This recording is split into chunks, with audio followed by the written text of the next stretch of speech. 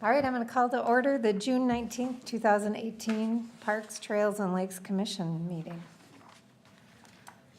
So we'll start with a roll call. All right. Terry Steenblock, Here. Doug Ramseth, Here. Jackie McNamara, Here. Jack McKenzie, Here. Tim Gary, Here. and Jason Steenblock.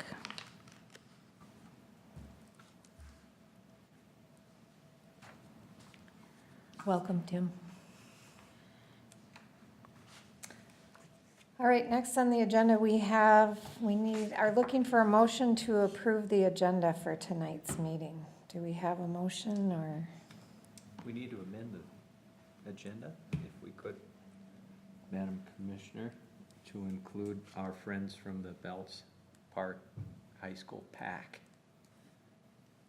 All right, so we have a motion on the table to amend the agenda to add the Belts Park group. And they'll be at letter 5A, correct? Yeah. Okay. And we have a second. All in favor, or I should say, is there any discussion first? Nope. Hearing no discussion, all in favor? Aye. Aye. Opposed? So motion carries. And we will add that, we're adding that to 5A, right, Jamie? Mm-hmm. Okay. So before we do that, do we have anybody that is here to testify for the open forum? We do not have anyone for the open forum tonight. All right, well then we will start with the Belts Park update. All right. Welcome. All right, so this evening we have a couple representatives from the Forest Lake High School PAC, and they are here to share an update with the Parks, Trails, and Lakes Commission on the Belts Park potential. They did meet with two representatives from the Parks, Trails, and Lakes Commission in the month of May, reviewed some survey results, so they're here today to provide an update for you. So I will pull something up on your screen that you can follow along with.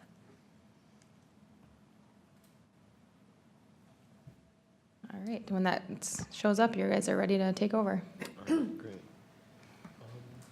So item number 1 on the list, or before we get going on that, back when school was still in session, we released a survey to all of the students at the high school and the junior highs, and between roughly 3,000 emails sent out, we got 500 responses, which is pretty good.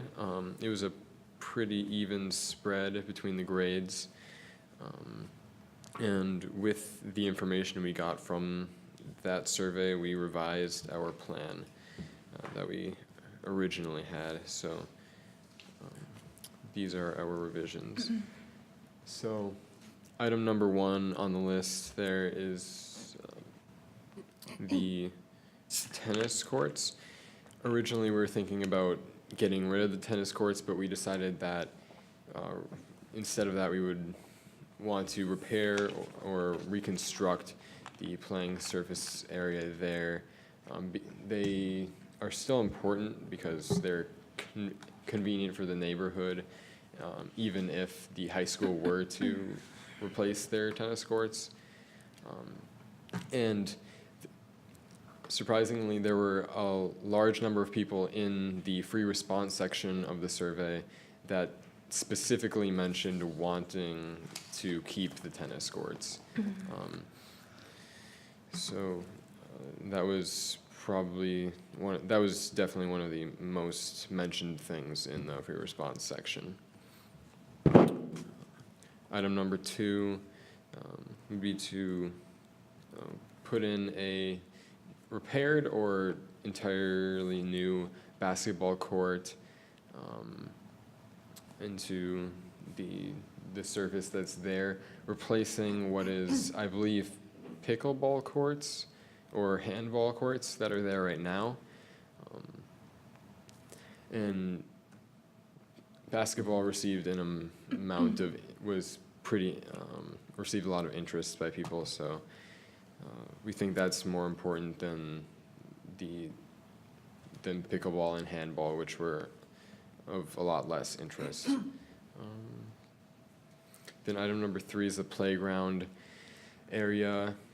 we would like to see that enhanced. It's not as geared towards the teenage group, but it could be expanded in size away from the road.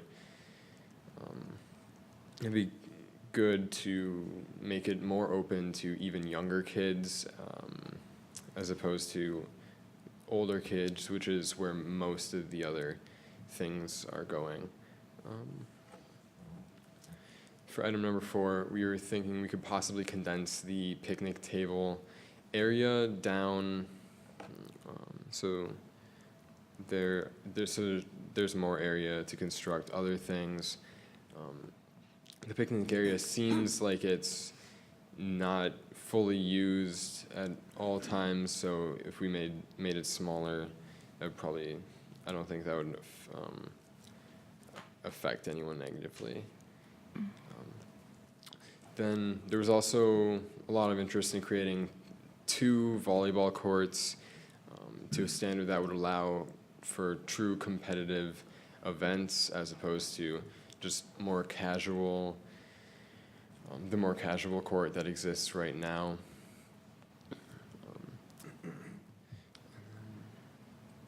For item 8, something that's done in Golden Valley right now and is highly successful is a obstacle challenge course.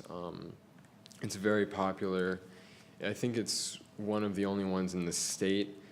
So it's a relatively new idea, but it would, it's there, despite people at school not really knowing much about it, there was a lot of interest from our age group, and given the empirical data showing that it is popular with people who have used it, it's definitely something that could be a good addition to the park, and it doesn't have to take up that much space either. And item 9 is one of the bigger items also on the list, which is a skate park. Like just an above ground skate park probably would be sufficient. Something that could handle 6 to 8 skaters at a time. In the survey, it seemed like there weren't a whole lot of people who were super interested in it, but the skater community is kind of a niche group, and the people who skate are people who really skate. And We think from the community that it would service, there would be a lot of support for it, a lot of use. yeah, the nearest skate park that would be comparable is the one in Wyoming, and that's quite a distance to drive for a lot of people. And one of the main goals of this park is to keep more people in Forest Lake, keep more kids in Forest Lake. And then, okay. You want to talk about the facility? Yeah, so right now there's a central warming house in the middle of the park that is mostly used in the winter for the people who are using the hockey rinks as a warming house. But we want to expand it and remodel it in order to provide a lot more services to people, such as possibly storage for different equipment to go with a couple of the other items that are on the list, as well as a place that people could, especially students, could go to study with possibly internet access, and tables, furniture, some kind of like benches, that just so that there is a place aside from the picnic area that people could relax and do what they need to do. A couple of other ideas that went with that were installing vending machines or some kind of student-run concessions. And the more important components that we're looking at was possibly a sheltered deck or platform, as well as the internet access, probably Wi-Fi as well. And then something that could go along with that is like on one of the walls, or if we got a special wall on there, we could project movies onto there, and there could be like a movie night type of thing once a week or in the summer. We were also thinking about adding a stage for bigger events that could be held there. Concert then- type events. Yeah. hmm Things like that. And this this item, the facility, was far and away received the most interest by the students. They were very excited about the idea of a central facility that they could go to, have internet access at, and all that stuff. Then another thing, item 12, is to expand the area for skating so it could accommodate both hockey players as Ice skating, that's. yeah, ice skating, hockey players, and just a pleasure rink. So there'd be like a half court for hockey and then a separate rink, just for pleasure. Kind of like how Scandia does it at their rink. We're not entirely sure about if the ice has to be put on specific ground, like if it has to be put on the grass, or if it could be extended onto the ball fields when it's not used in the winter. But if it can just go wherever, then that'd be an easy and a cheap addition that would draw in a lot more people. It can go Okay, wherever you want, that's great then. except on a hill. Okay. We also want to keep maintaining or improve the existing ball field as item 14. We're getting rid of one of the ball fields just to add a lot more space. However, there are going to be 3 new fields added at the FLA complex. So we don't think that would be an issue with the town. And then just some additional items that aren't mentioned is, it'd be, if something we wouldn't want to sacrifice for anything else, but would still be a nice addition, would be new entry elements at the 2 main entry points, just to make the park look more inviting from the outside. And then parking on the south side of 11th Street or 11th Avenue would make it safer than parking on the north side, where people then have to cross the street. So if we could switch that parking, and then we're also not taking away from any of the residential parking areas by doing that. We'd also want to meet with the church, St. Peter's, try to make a deal about their parking, because their lot tends to be pretty empty, except for on Sundays. So we could probably make a deal with them to get some of their spaces. Whether that be shared spaces or spaces specifically dedicated to the park, or if it is a day-by-day basis, such as something different for Sundays where they need most of their parking. Any questions or comments? With the central facility and having vending machines and power to the facility for charging stations and the like, do you need some kind of security or on-site supervision? Do you foresee that? We haven't really, That's an item we're not sure about, and that came up in the survey a few times. Not necessarily people calling for more security in the park, but there were people in the free response section of the survey had questions about that as well. And it's something that we don't have a lot of knowledge in, and we plan on looking more into. But the addition of possibly just cameras that could be managed within the facility, we think would probably be a good idea.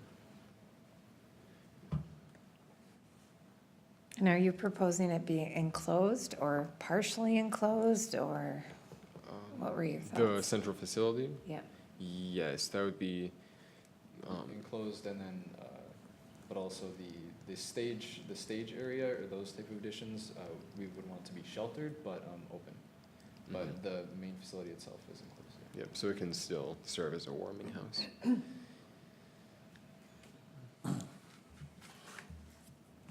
I was curious about numbers 5 and 6. What were they?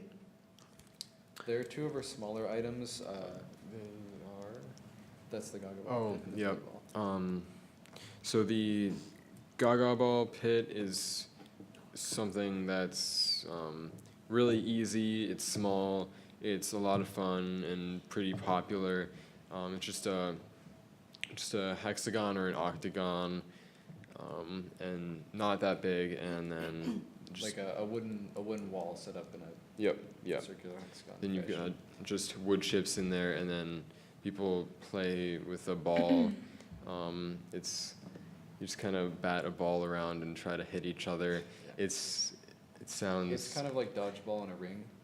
Yeah. And so, and so that was, it's an item, those two items are mentioned in the same, because those two items are smaller, they wouldn't take up a lot of space, and they're fairly easy to construct and set up. That is the Gaga pit and the tetherball. And so we think that in condensing the picnic area, we could easily have an opportunity to put those in, and we think there's enough interest in them that we don't see a reason not to.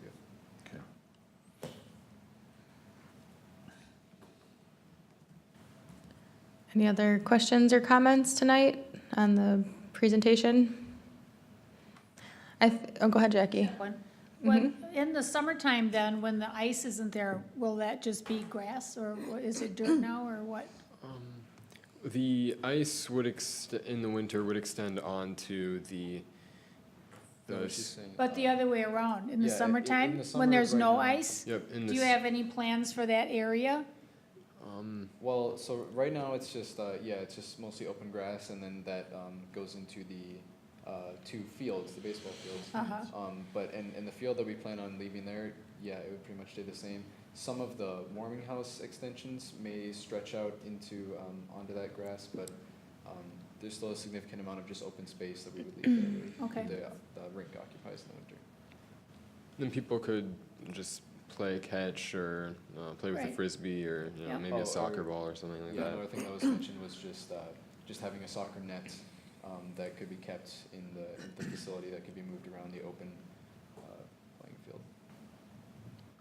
It looks like you pretty much included all of the activities that had been talked about earlier, so you did a Yep. good job of Thank you. putting it all in. Do you think it's, is it crowded or is it pretty well spaced? It's, there's certainly a lot of things within close proximity, but I think, at least in terms of for whichever activity you might be doing in the park, I think each activity has enough space that you don't really have to be concerned about what would be going on otherwise. Good. Did a good job, thank you. Thank you. Very good job. Yeah, I think just to kind of wrap up on this, I think it's really good revisions from the last time that we had met, and I think the survey results are impressive. I think 500 responses are pretty substantial, so good job on that.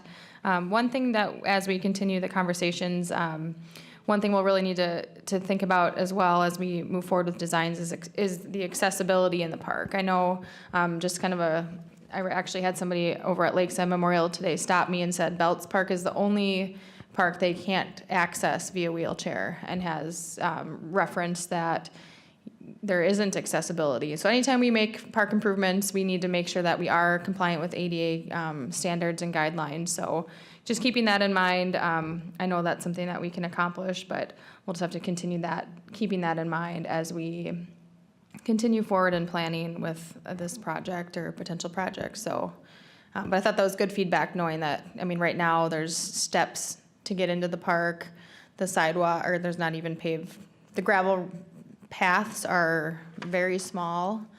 There's hills and slopes, so it really is an inaccessible park. And so that, for me, is really important that we keep that in mind when we consider our plans and how we can make it more accessible to everybody. Something we looked at when planning the skate park addition was, actually a paved path that would go from the entry point, and over part of, over the area where the skate park would be, lead to that and possibly connect to, the mooring facility or other parts of the park, so.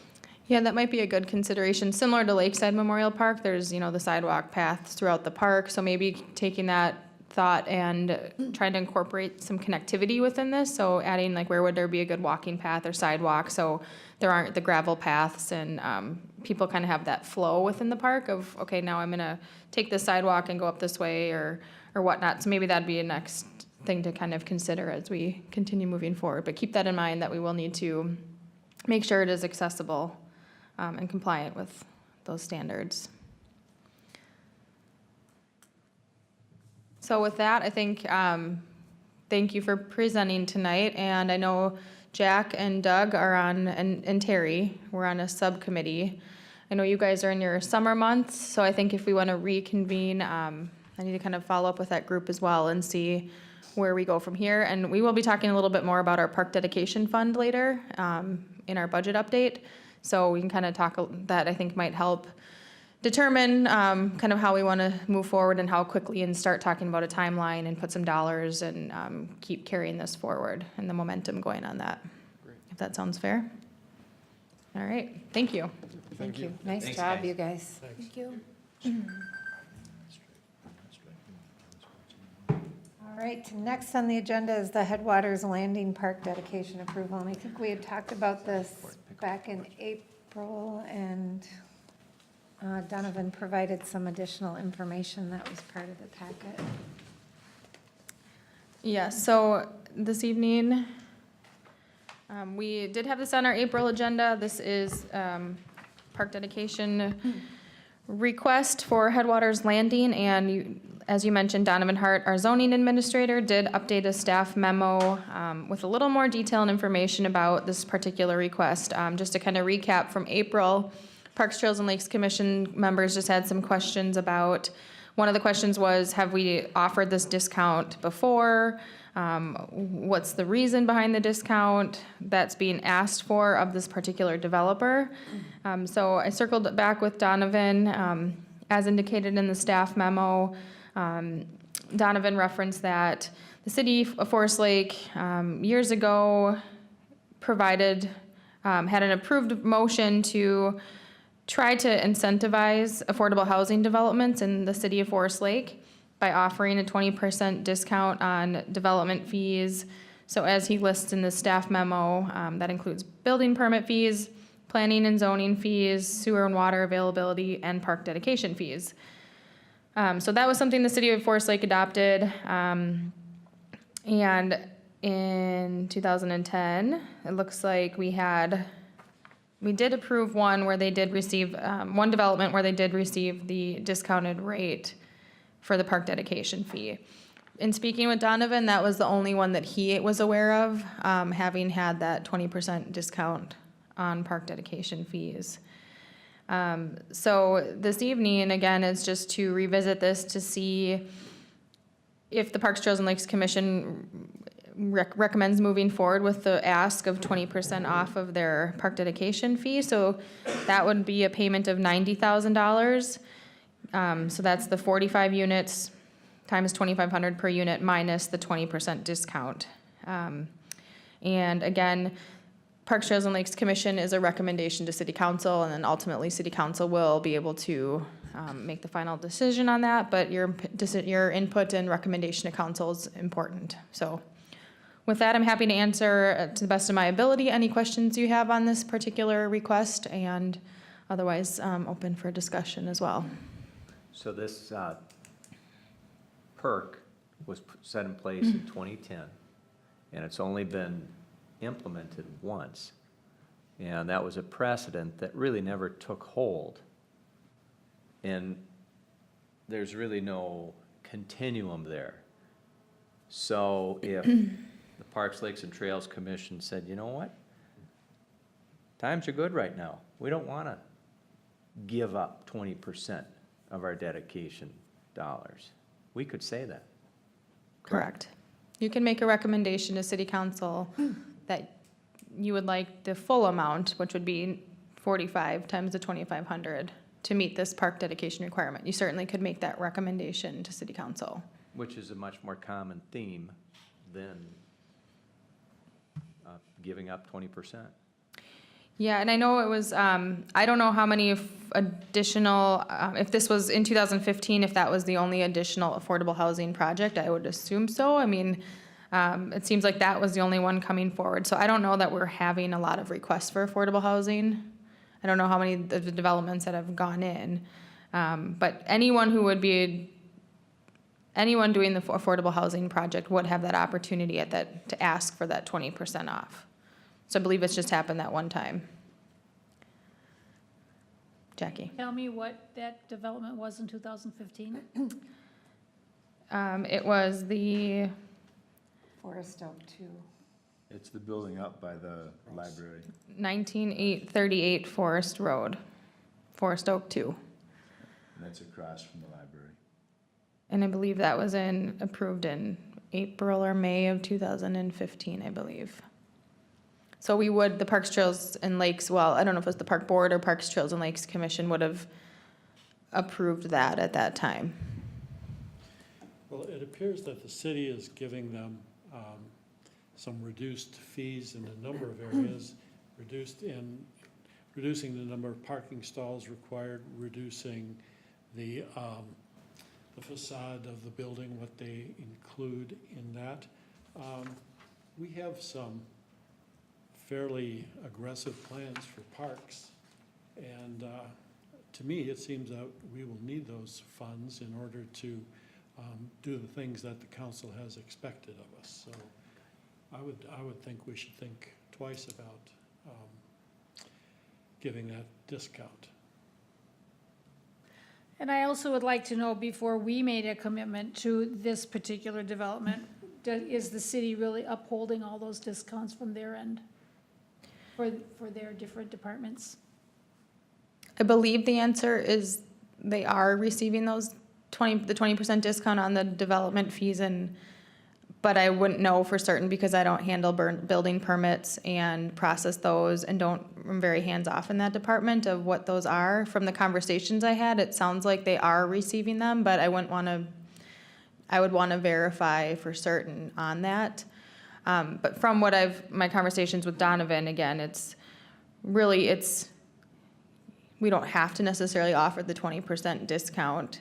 It was a way that city council was trying to provide an incentive to developers for this type of housing unit, in offering that list of options of fees at the 20% discount. So I think as the Parks, Trails, and Lakes Commission, we have our annual operating budget, and then we have our park dedication fund, which is what we rely on for any park improvements. So as communities grow and areas develop, making sure we're meeting and keeping up with maintenance and safe, good equipment and, park developments and whatnot. So I think it's a little different because that's our only source of revenue for park improvements, is our outside of our annual operating budget, which is pretty much to maintain existing equipment. So I think it's handled a little differently, or it's a little different of a situation.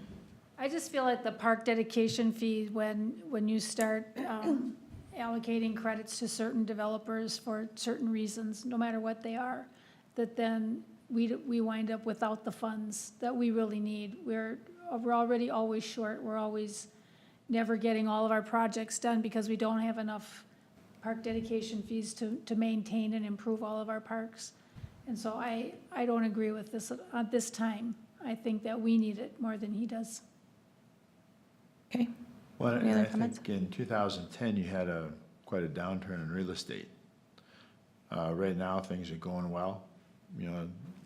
There's a shortage of inventory. There's still a lot of land available. I don't think we need to be, discounting at this time, based on this economy. Mm-hmm. Yeah. Hi, Tim. How are you? Welcome. Thank you. To expand on that, though, even though we did we've had several in this area, even the lower income housing developed. They're sold out before they're even finished. So it's not like they're having trouble Correct. getting the places filled. Yep. So they're meeting their goals Yep. and exceeding them, no doubt, I would assume. Don't know that for a fact, but I would assume. So I just don't see the need for the discounts at this time. Any more discussion?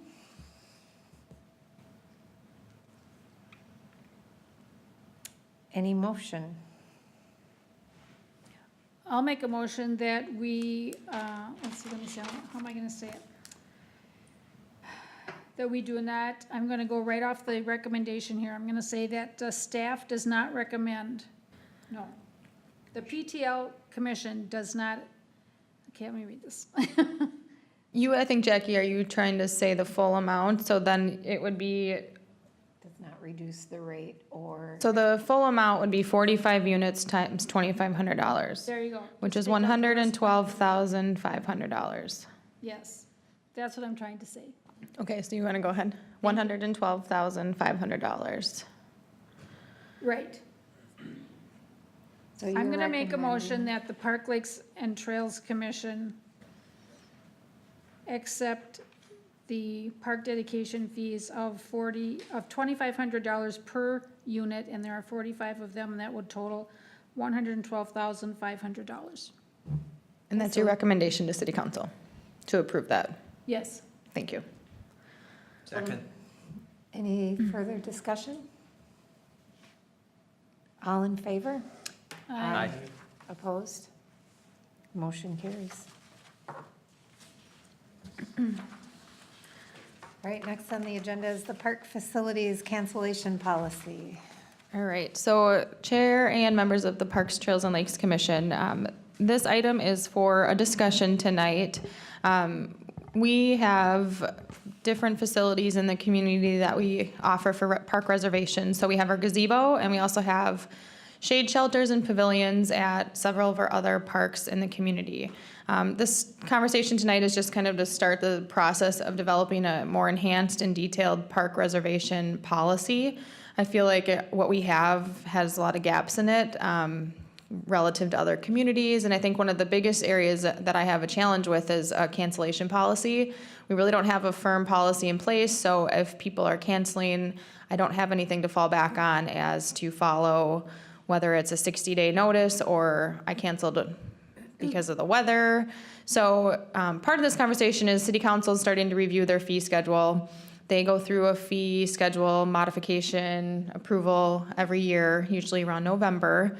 So any fees that we would charge in the Parks Department would need to be approved by City Council. So tonight, Terry and I briefly talked about this. I think it's important to really button up our park reservation policies and rules and guidelines. So we're going to continue some of this either in a workshop or a future meeting. But tonight, just to start talking about the fee schedule on this, because again, this would have to go to council, and I want to get to them in a timely manner with any final updates by about August or so within our Parks Department. So what you see in a lot of communities, they offer, a full refund after a certain number of days. Sometimes it's if you cancel within 30 days, you get half your money back. So I'm just really looking tonight for some input from you on what you think, just kind of conversation. Do you want to, I know City Council's looking at fees and maybe trying to eliminate some that might not be necessary. So the point of this isn't really to be charging more fees. It's really to be what's fair within the community for people reserving facilities.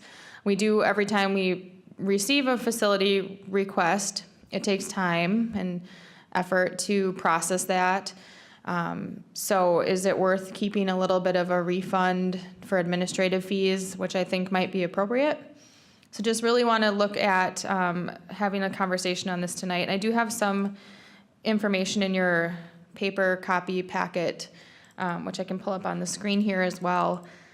But it's, Terry, if you want to also chime in on this, Terry helped put some updates to what we have for the park policy, and you'll see that there's just some things that need to be thought about that might be missing. So I'll pull it up here on the screen. I think a couple of things, just trying to approach it from a plain language perspective so that somebody can easily pull up the policy and understand, you know, what do we mean by a special event? How do I apply for a permit? So trying to put that spin on the policies so that they're a little bit more easier to understand and know what you need to do. Also adding in a cancellation policy into it so that it's very clear to the user who's requesting a permit what their requirements or obligations are. And if they fail to do that, what the outcome might be. We did add in some cancellation language just because if somebody reserves these, it prevents somebody else from being able to use the facility. If nothing else, for lack of a better term, there's at least some skin in the game then. If you're going to reserve it, our hope is that you would follow through with that or cancel it within a reasonable amount of time so that it gives somebody else the opportunity to use it.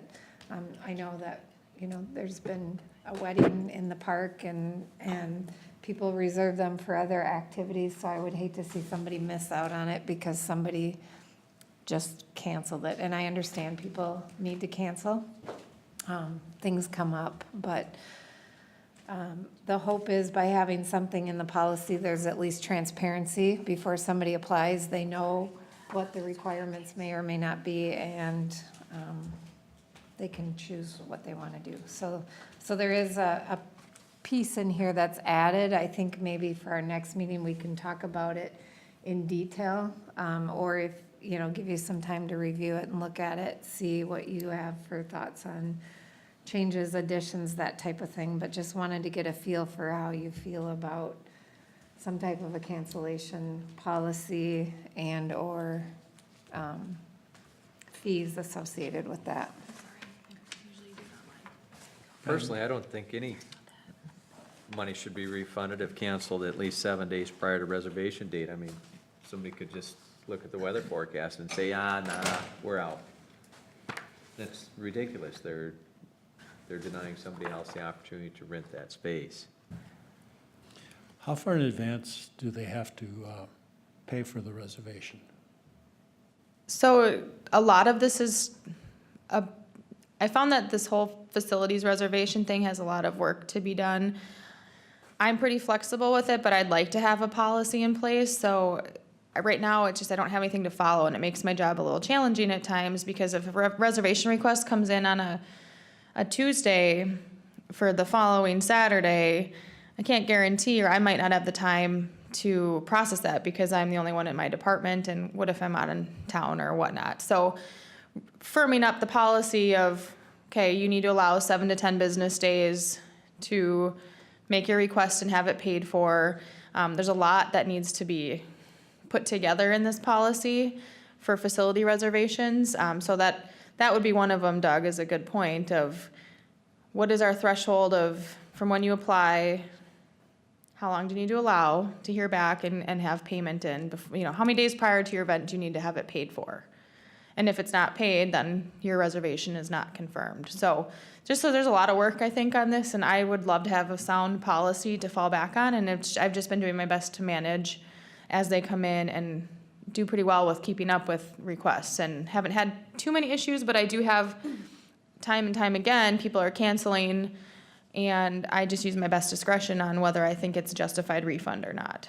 So developing policy for this will be really helpful. So we say at least 90 days before the event they need to apply, and then it has to be approved by this commission. So we would review it at our next regularly scheduled meeting, so maybe potentially then the fee would be paid after that decision is made or at the time of the issuance of the permit, something along those, maybe something like that could be added to the policy. Do you get 90-day reservations today? Rarely.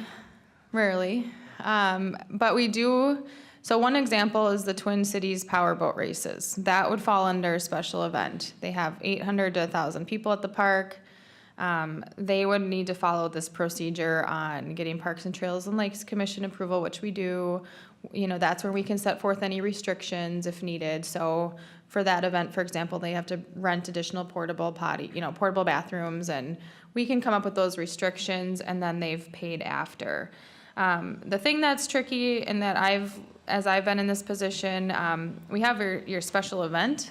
So your like walk or run, Relay for Life, when they held their event at the park. So bigger events or weddings with 200 people or more, but we also still have your people rent the gazebo for a graduation party of like 50 people, or nothing gets us to this level of needing a special event use permit or policy.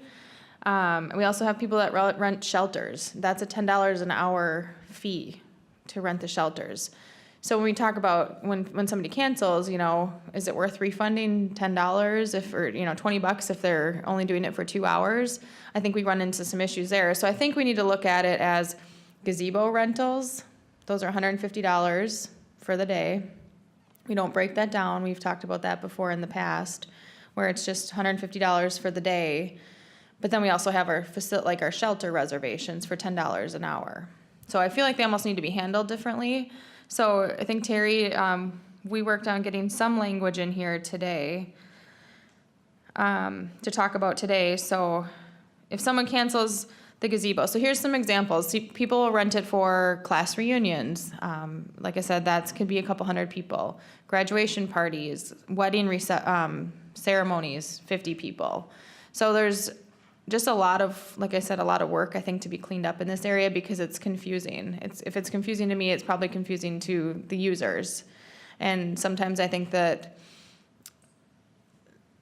determining what the difference is between the two. And sometimes with these park event permits, these big events, the city also has an outdoor entertainment permit, which is another application that they need to apply to. So there's a lot of fees, and then just trying to streamline it all and knowing, and because it is revenue to the parks, I don't want to just be always issuing refunds, because we rely on some of that revenue. So just looking to see how we can get something on paper that, or at least start the conversation about it. And I think, Jack, you had good feedback, if it's 7 days, you don't get your money back because it might be bad weather. So Terry, you had also commented about no-shows and forfeiting fees. I mean, are those things that we want to do? I mean, do you guys have any thoughts on?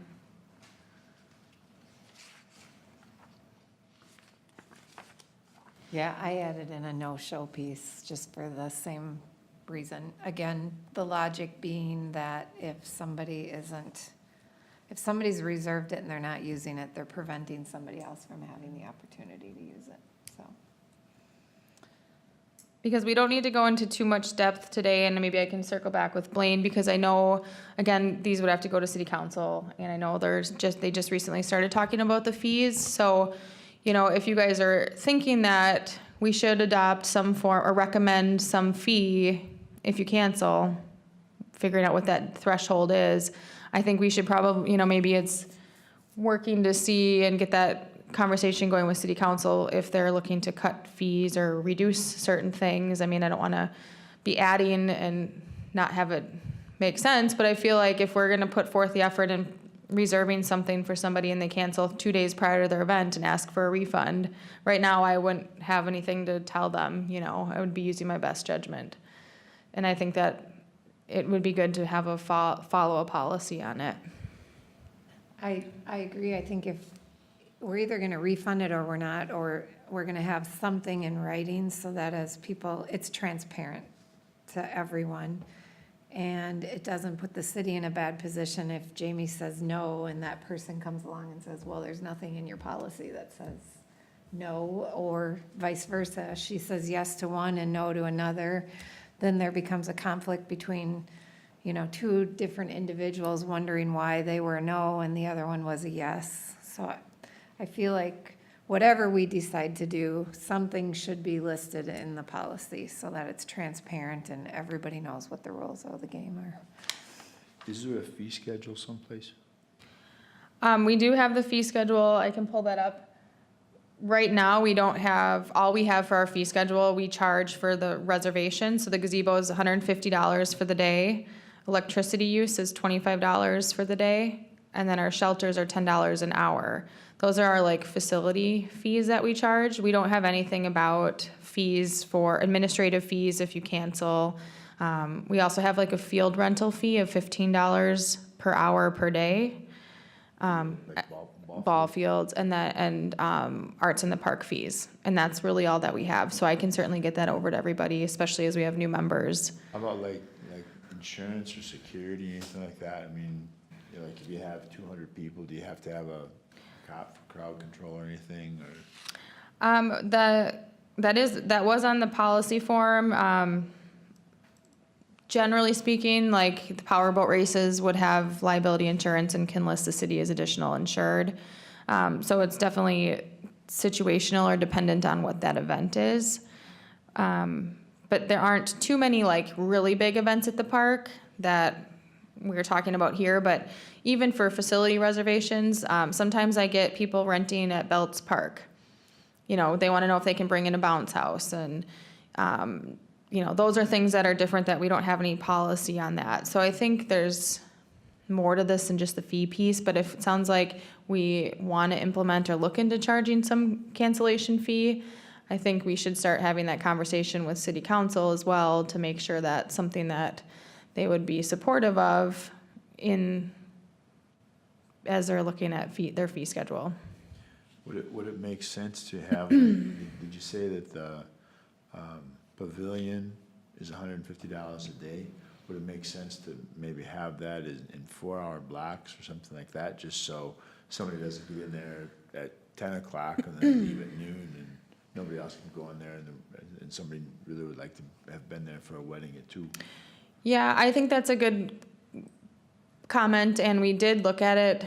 Jackie, I think you were on the commission, and Jack, maybe you were as well. We did talk about that, I believe, a year ago, but it might be good to revisit it because sometimes I do get people that want to rent the gazebo, but it doesn't fall under like a special event, you know, like 75 people or more.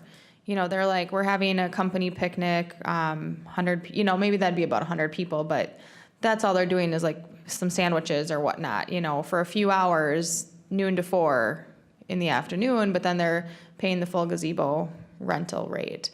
So as I see more reservations come in and what they're for, you know, I feel like there's very few special events that are to this level. Like, do I need to have insurance? What other, you know, what are these sanitation options? So I feel like there's a couple different, we should probably look at that as well and see if we want to break that down a little bit. And do you market like these different, like the pavilions and the shade areas and things like that? I mean, is there any kind of program that says, you know, come to Forest Lake for your next picnic or something like that? Or? Not actively, but I'd like to. We've had some people ask about, I mean, the weddings piece. I feel like we get more and more wedding requests in for at the gazebo. But we just, you know, we're starting to reserve the Cedar Park Pavilion, which is new.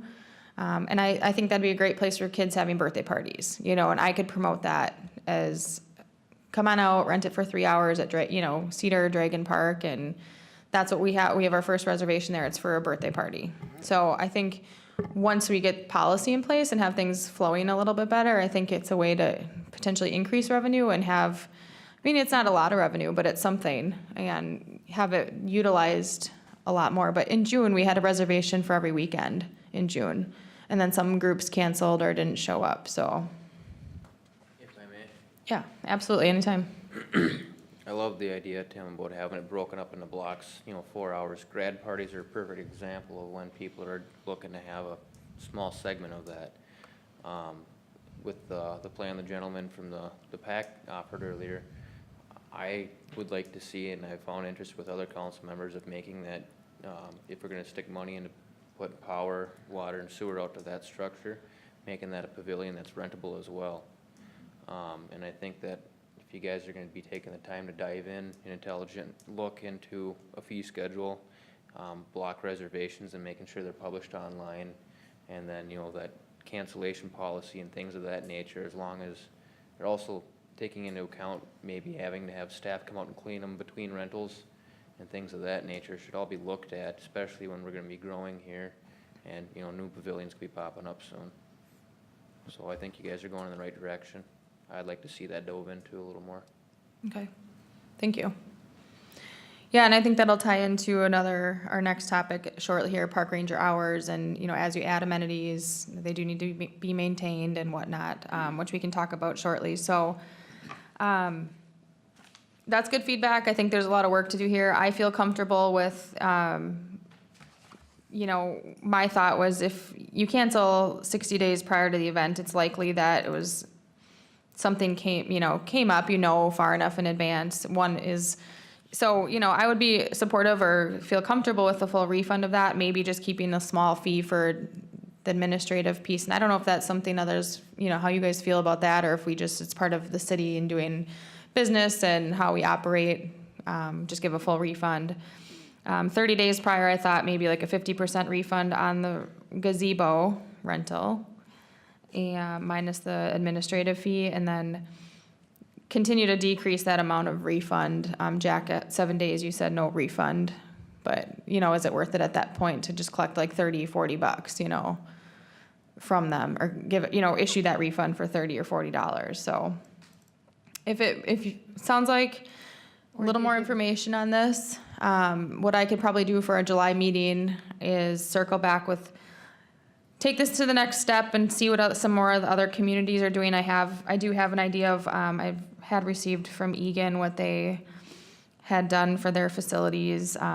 So get a little more information together for next meeting. And Blaine, I think you guys are having another conversation on the fee schedule. Do you? Okay. Okay. So it sounds like we're still in a, fairly good time frame, but it sounds like look into cancellation fees a little bit closer and possibly breaking up the gazebo fees. And Jamie, I think if you look at the gazebo, if there's a way to make that a little more simplified, then if this, then that, and maybe that's how you write it out, and there is a table, if it's this, then you get that. But to me, the gazebo is, I get it's a bigger place, but is it really any different if it's 60 days for one thing, but the gazebo gets a 60, a 30, a 10, a 7? Can we look at simplifying that across the board? With the shelters as well. Yep, and just, here's what it is, it's 60 days or 30 nothing, days, or yeah. whatever it is. Okay. Yep, and then the only feedback I got, I did ask our accounting side department just to see, we don't want to turn this into more work than it's worth kind of thing. So, when the gazebo is $150, if you're only keeping like $10 or $15 for the administrative fees, you're issuing a pretty significant refund depending on when they're canceling. But if you have somebody, let's say they're 30 days out and we're going to give them a 50% refund on $30, we're cutting them a check for we don't want to write checks for $5 or $10. So they're not even going to cash them. It's going to cause more issues for the city. So just keeping that in mind of the difference between the gazebo reservation, which costs a little bit more money, versus a couple hours to have a pavilion. I don't think people are, does that make sense? I think when you said you're gonna look at some other cities for comparisons, I think that's a huge factor to consider, or to find out what they do about cancellation fees. I'm kind of split on it personally. I think, to be friendly, I think we need to give the money back. If it's a reasonable time, and I think we have to decide what that reasonable time is. But on the other hand, if it becomes lost to someone else, but I don't think that the Parks, Lakes, and Trails is ever gonna survive on rental fees. No. So I think that it needs to be just so simple. Yeah. It really needs to, and I'm not going to probably be in favor of the $10 administration fee. I think that the Maybe the time refund them or spent not. on it is already covered in the budget. I just don't think it's an issue myself. And the other item I wanted to bring up is that, does the city council still base their fees on actual cost? The time cost that cost the city to issue that permit, because that's what they used to do.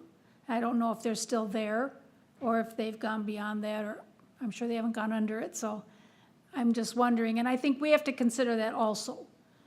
That fees are never, from my experience, supposed to be a means of income.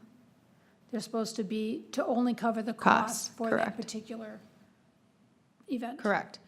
So I will check what our current policy is on issuing like an administrative fee. I believe it's to cover, I know it's to cover the cost or less than the we're not generating revenue on that fee.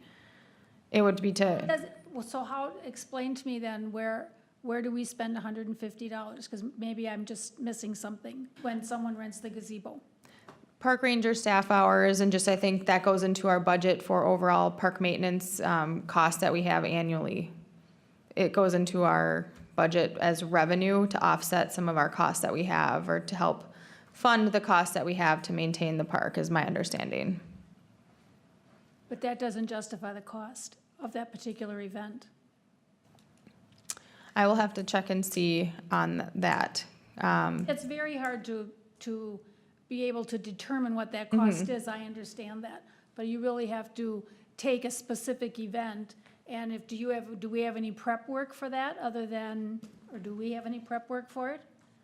I think the confusing part is that there's very few large special events at the park for gazebo rentals that require the special event. I'm not even thinking permit. about those. You're just I'm talking about the thinking gazebo. Individual people renting either gazebo or- the gazebo or facilities and, a section of the park or whatever. Those are the people I'm concerned about. Mm-hmm. I'm not concerned about the big events because they know there's gonna be fees.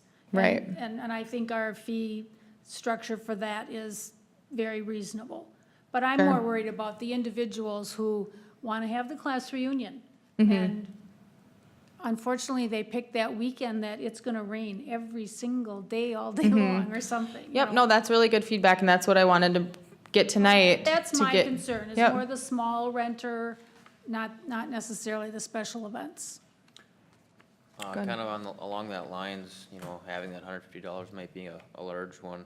Something I would like to see considered would be a security deposit or a cleaning deposit, just to make sure that staff's gonna be spending 4 hours picking up trash. After that, there's a deposit that they have an incentive to actually clean up after themselves. That would kind of be an opportunity to lower your rental rate, knowing that you're able to recoup, city expense on a deposit instead. That's excellent. Yeah, and I know That before, before, the city used to have a security deposit, and that went away, I believe, in 2014 or 15. And I believe that became more work of an administrative piece, that it was, you're getting the check, but you have to cash it right away within, a reasonable time frame, and then you're reissuing a check back for every single thing. right. So I don't think it's something to rule out, but maybe we determine when that security deposit might be required. I think one other thought that I have is kind of what you're describing, Jackie. I think directs me to look more into other communities that have more of a reasonable or split rate. So people that are just having the 4-hour reunion or whatnot aren't being charged the $150 gazebo fee. Right. Because I think that's the intent for bigger events, is the $150 for the whole day. You're having a big event. But that's currently the only fee for the gazebo is $150 for the day. So I think to cover what you're, Just an example, if I recall, I don't remember how many years ago, it wasn't that many years ago, 3 or 4, maybe 5. My family reserved a shelter down at the park in Taylor's Falls. It's a beautiful stone shelter. It's got 2 fireplaces in it. It's got all the tables and everything you'd want in it. It's got garbage receptacles. It's got everything. So you can really enjoy yourself, whether you need sun or shade or protection from rain or whatever. We paid $50 for the whole day. And that was recently, within like 2014, I think is when that was. So that's just one comparison that I know exists out there. so I just pulled up, that's very good to know, because it's very reasonable. I'm sure it was $50, and we had it for the whole day. So I think as we go into, the goal is to have in this next round of fee schedule, update our fees that we think might need some tweaking. And this is just an example, City of Blaine. I had this one, I started looking into it, but again, your feedback tonight is really helpful to move the direction forward. But it looks like, without knowing the detail of what these parks are, I'm assuming, obviously they have reservations, but they do the half-day, full-day. And given that they're pretty specific to the penny on what their fees are, I'm sure they have some form of calculation of what that cost is. So I'm not thinking we need to get to that level, but I'll pull up some more other community examples and try to get them over just in an email. If you guys have any other feedback, you can certainly email me on that. But I think based on commission and council feedback tonight, I think we should continue this forward for our July meeting and look at getting something updated or a recommendation on an update for our fee schedule for facility reservations. So thank you, that was really helpful. Any other question or comments on fees? Or cancellation policy? All right. All right, so park ranger hours. Again, this is a discussion item tonight and just kind of an update. So we are park rangers here in Forest Lake that I hire and oversee, currently work at Lakeside Memorial Park.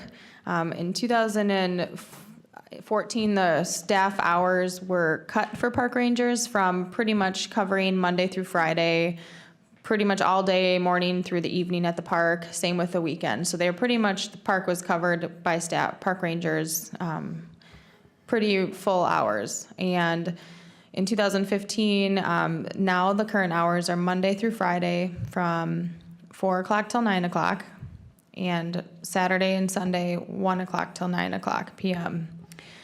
So this is a discussion tonight, looking to get some input. What I've seen is Monday at 2 o'clock, I'm at the park and kids are putting mud on the dock bench that we have out there now.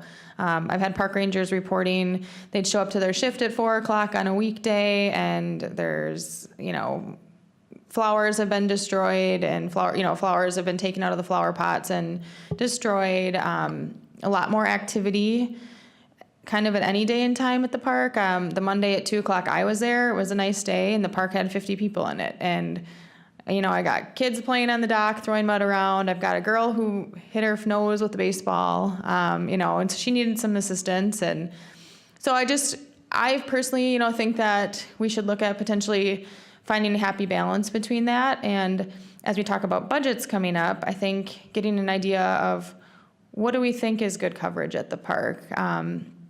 Weekends, we have a lot of events and activities, so 9 a.m. to 9 p.m., does that seem like we should consider that for park ranger staff hours in the summer months? Do we need to look at increasing some hours like noon to 9 or, I think there's no right or wrong answer in this. I think maybe they were overstaffed and that's why the hours were cut. And now maybe they're understaffed and not covering the needs that we have in the park. So just from what I've seen, I feel like I'm going to make my best effort to increase the hours a little bit within our existing operating budget for this year. I think we will be able to cover some of that. But I just want to budget accordingly for next year, what we think we should staff the park. And as we talk about, another challenge we have is because it's such limited hours, it's hard to hire people because they want 40 hours a week and we can't really offer that. So you can only hire 1 to 2 people, and that's to cover all of your park ranger shifts for the summer. So it's quite challenging to get staff because people are wanting to work and want the hours. So there's that challenge there as well because right now it's a competitive job market, and there's a lot of employment opportunities. So we don't want to run into a situation where we're only able to hire 2 or maybe 3 people, and then people still have vacation time or, you can't work every single day. So there's some challenges with the limited hours in that regards as well to get qualified people that can cover the shifts that we need. So personally, I think that, like I said, I think we should increase the hours a little bit, but just some open discussion on just what you guys might like to see as we talk about budgeting from here, I can put some numbers down on paper and bring it back to you and see how that corresponds with what we would need to budget for next year. But just some open conversation. Do we want to keep them just at Lakeside Memorial Park? Or are we at a point where we need to start sending them to Cedar Park if we have a facility reservation? Or, do I schedule somebody there if we have a birthday party? Just thinking outside of how it's been operating, is there any additional comments or feedback on what you would maybe like to see to make sure that we're providing good service in the parks? Well, I think the park stays really busy. My office is down by the park. And, like today, you have a cloudy day out there, but the park is busy. There's lots of people out there doing whatever they're doing. And I think that, particularly in the wintertime, or summertime, that it might be a better idea to maybe expand those hours from like noon to 9, just because it's busy. It probably isn't so important, after school starts again, but once school is out, I think it'd be a good point to have expanded hours. And do you see that during like Monday through Friday?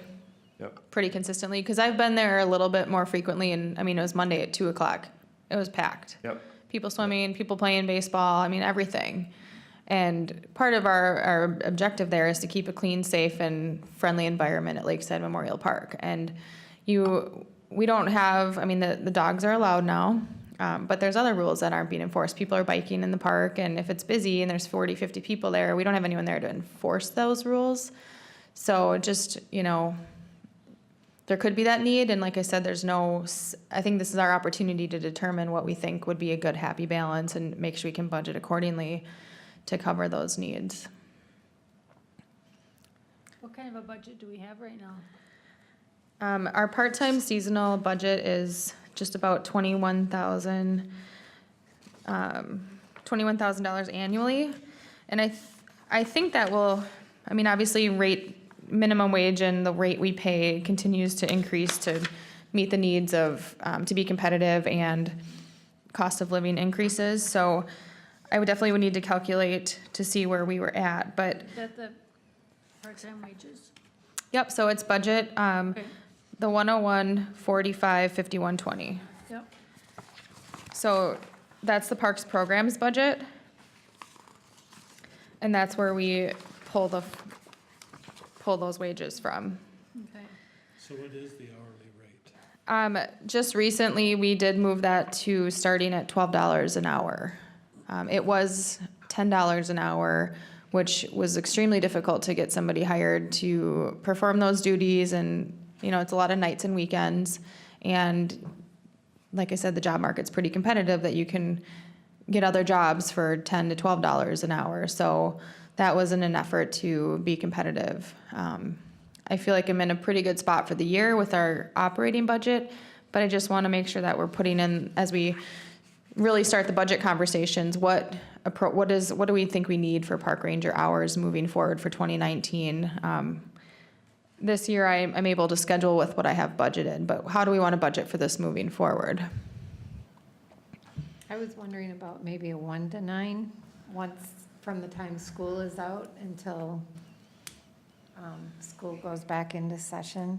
And then just making sure that you have enough coverage, because like you said, when I was looking at the posting, it looked almost like every single Saturday and Sunday you have to work. And then, it's summertime, and people that we're gonna get are gonna wanna take vacations and maybe alternate weekends or something there as well. So if there's a way to hire strategically so that you've got some coverage where people can have, like you said, a vacation or time off if needed. What do you think about weekends at the park? With events and activities, do you think a full day, 9 a.m. to 9 p.m. is appropriate, or even on the weekends? I know we sometimes run into people that have an event starting at 10 o'clock, and we don't have staff there yet. What if they have needs for electricity, or do we schedule somebody specific for that if we? That would be my suggestion. If we have the need, then we schedule it, because you would know well enough in advance. Yep. If it's a special event, say the boat, the boat races or the boogie boards or whatever they are, all those things that Right. we have going on there. I think whenever there's an event there, I think there should be a ranger there from Mhm. opening to close. I mean, that's the only person they have to contact with to ask questions or Yep. get help from anything. And I have been able to do that within the existing operating budget if I have a need for that, where we need to have somebody there. But it gets challenging when you only have one or two rangers for the season because of the, to fill the shifts, that are there, because they want a certain number of hours. And so it's hard to get somebody hired for that, to fill the fewer hours than they're looking for. I mean, everyone that I've talked to is like, can you get me full-time hours? And we just do not have that. So they're gonna go somewhere else that they can get the full-time, and I've experienced that happening too. So there's that little bit of a challenge there of having enough hours to offer that we can get 2 or 3 staff members for the summer. Do you guys have any feedback on other parks, or?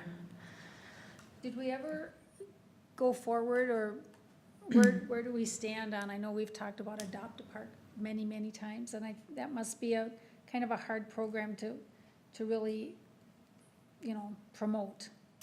We have talked about it. It hasn't come to life yet, but that's more, I think, of to clean and maintain it. I don't know if they would be responsible for like enforcing park rules, and like if we move forward with the Belts Park project and plan, I think I've noticed just from my experience in the last 6 months, a lot more vandalism there, and it's subject to any park, but I did a spring walkthrough, all the signs in the park had spray paint on them. What else? There was something else that was damaged there. The liner in the rink at Belts Park this winter got, vandalized. So do we need to consider doing something different than we've never done and start staffing or having park rangers go to a couple of our more prominent parks, which would require some more hours? So that's something that the city's never done before. I think they've always just staffed at Lakeside Memorial Park, which makes sense, but do we add a few shifts here and there to, just something to really think about? Budget conversations are starting now as well. And I think those go back to council, or that really picks up in August. So $12 an hour, what I can do for next meeting, if you guys don't have any other comments or feedback tonight, is put some numbers on paper. And I think someone had referenced 1 to 9, Terry, 1 to 9, or noon to 9, Monday through Friday. I know a lot of people are eating lunch at the park and it's busy. I think noon. Noon to 9. Now, is the ranger there like after school, starts? Or what's kind of the time frame that rangers are there? I mean, month-wise? Generally speaking, we like to open around Memorial Day, have the parks ready. We like to have the parks ready and open for the season, so maintenance done and taken care of mid-April through mid-October. So park rangers, every season, depending on weather, like this year, they were not working mid-April, but generally speaking, that's when park open and park close runs from, and then we start staffing rangers right around Memorial Day. Okay.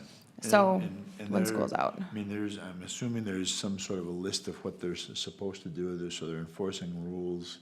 What other things do they do? They enforce rules, they clean the bathrooms, clean the park, garbages, recycling, kind of make sure that they're present for questions or concerns, if there's an issue or argument. I mean, this year I've had quite a bit. I mean, kids blowing fireworks off in the bathrooms and swearing or, doing things that they're not supposed to be doing. So enforcing that and keeping the peace at the park. So they do have tasks. I think a big part of it is you're paying for their presence to keep it like clean and safe, and being a point of contact so that you have this nice amenity downtown and people can enjoy it, and a family's there with their little kids swimming, but then there's teenagers or whoever it might be, adults, swearing or not acting appropriately. You don't want that environment at the park downtown, so you're paying for that presence.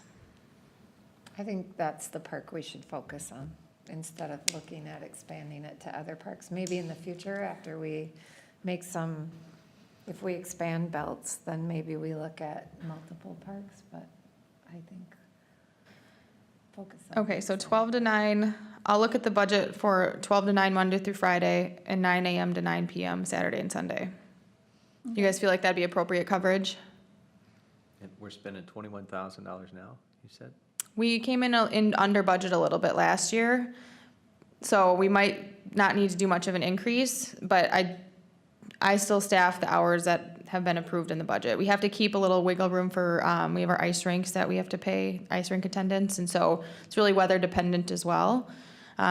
So I'll crunch some numbers with that to see where that gets us, but I think since 2015, when they went from the cut hours, this is what they were set at, and I don't think they've been revisited. And I think it's just time to have that conversation of looking at it and saying, they used to be 9 a.m. to 9 p.m. 7 days a week. Well, we don't quite need that, but we feel like we do need increased hours, and just see where that gets us on the budget so that we're providing appropriate coverage at the park. Yes. 12-hour shift, 9 to 9, is that 2 different people filling it, or is that someone working a 12-hour shift? It would be 2 different people. So if you guys went from noon to 9, that's a 9-hour shift. Break that up and have someone work 9 hours straight. We went to a 9-hour shift. So it'd have to either be 2 staff members, or we'd have to look at doing noon to 8 or something similar. The thing that's changed since the cut in hours as well is our bathrooms are on a timed lock now. So one of the big things in the past was we had to have park ranger staff till 9 so they could lock the bathroom, clean them and lock them. Well, now a park ranger could theoretically clean the bathroom at 8:30 and be done with their shift at 8:30. Bathrooms are gonna lock by 9. So that's kind of that's why it was always 9 p.m., but I still think that's a fairly appropriate time. People are still there. So that's a good point. We'll just have to see if it's noon, how that dictates what we do for scheduling. Okay, that was helpful. Thank you. All right, so Lakeside Memorial Park inspection report. All right, so I'll try to get through this quickly so we can keep moving on our agenda. But I can't remember which meeting, but we decided to move forward with an inspection at Lakeside Memorial Park for the equipment that had shifted. I will pull up just a couple pictures I did get emailed over, and I got the full report end of day yesterday and have been at the park most of today. So preliminary, sorry, just give me 1 second here. It's plugged in. So we had a local company come out to do an inspection, which was completed last Thursday at Lakeside Memorial Park.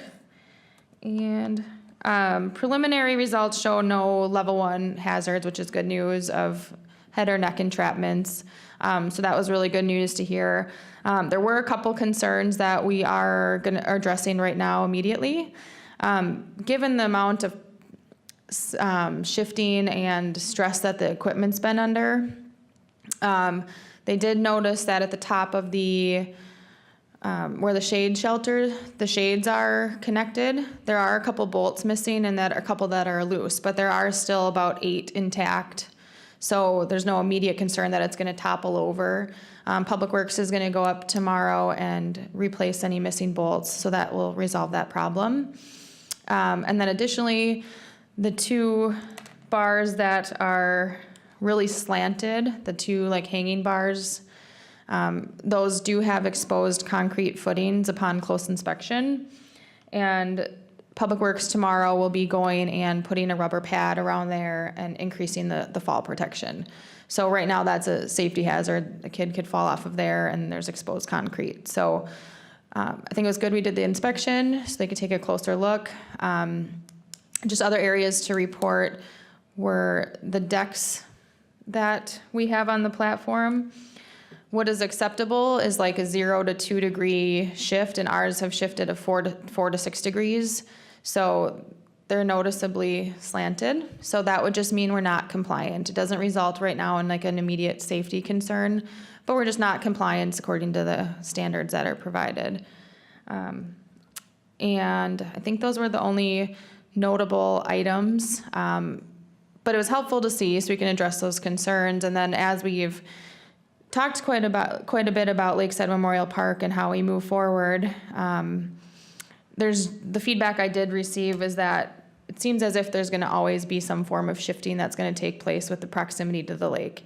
So Parks, Trails, and Lakes Commission decision is really, how do we want to invest this significant amount of money that we would need to do some good undersurface subsurface work for equipment there?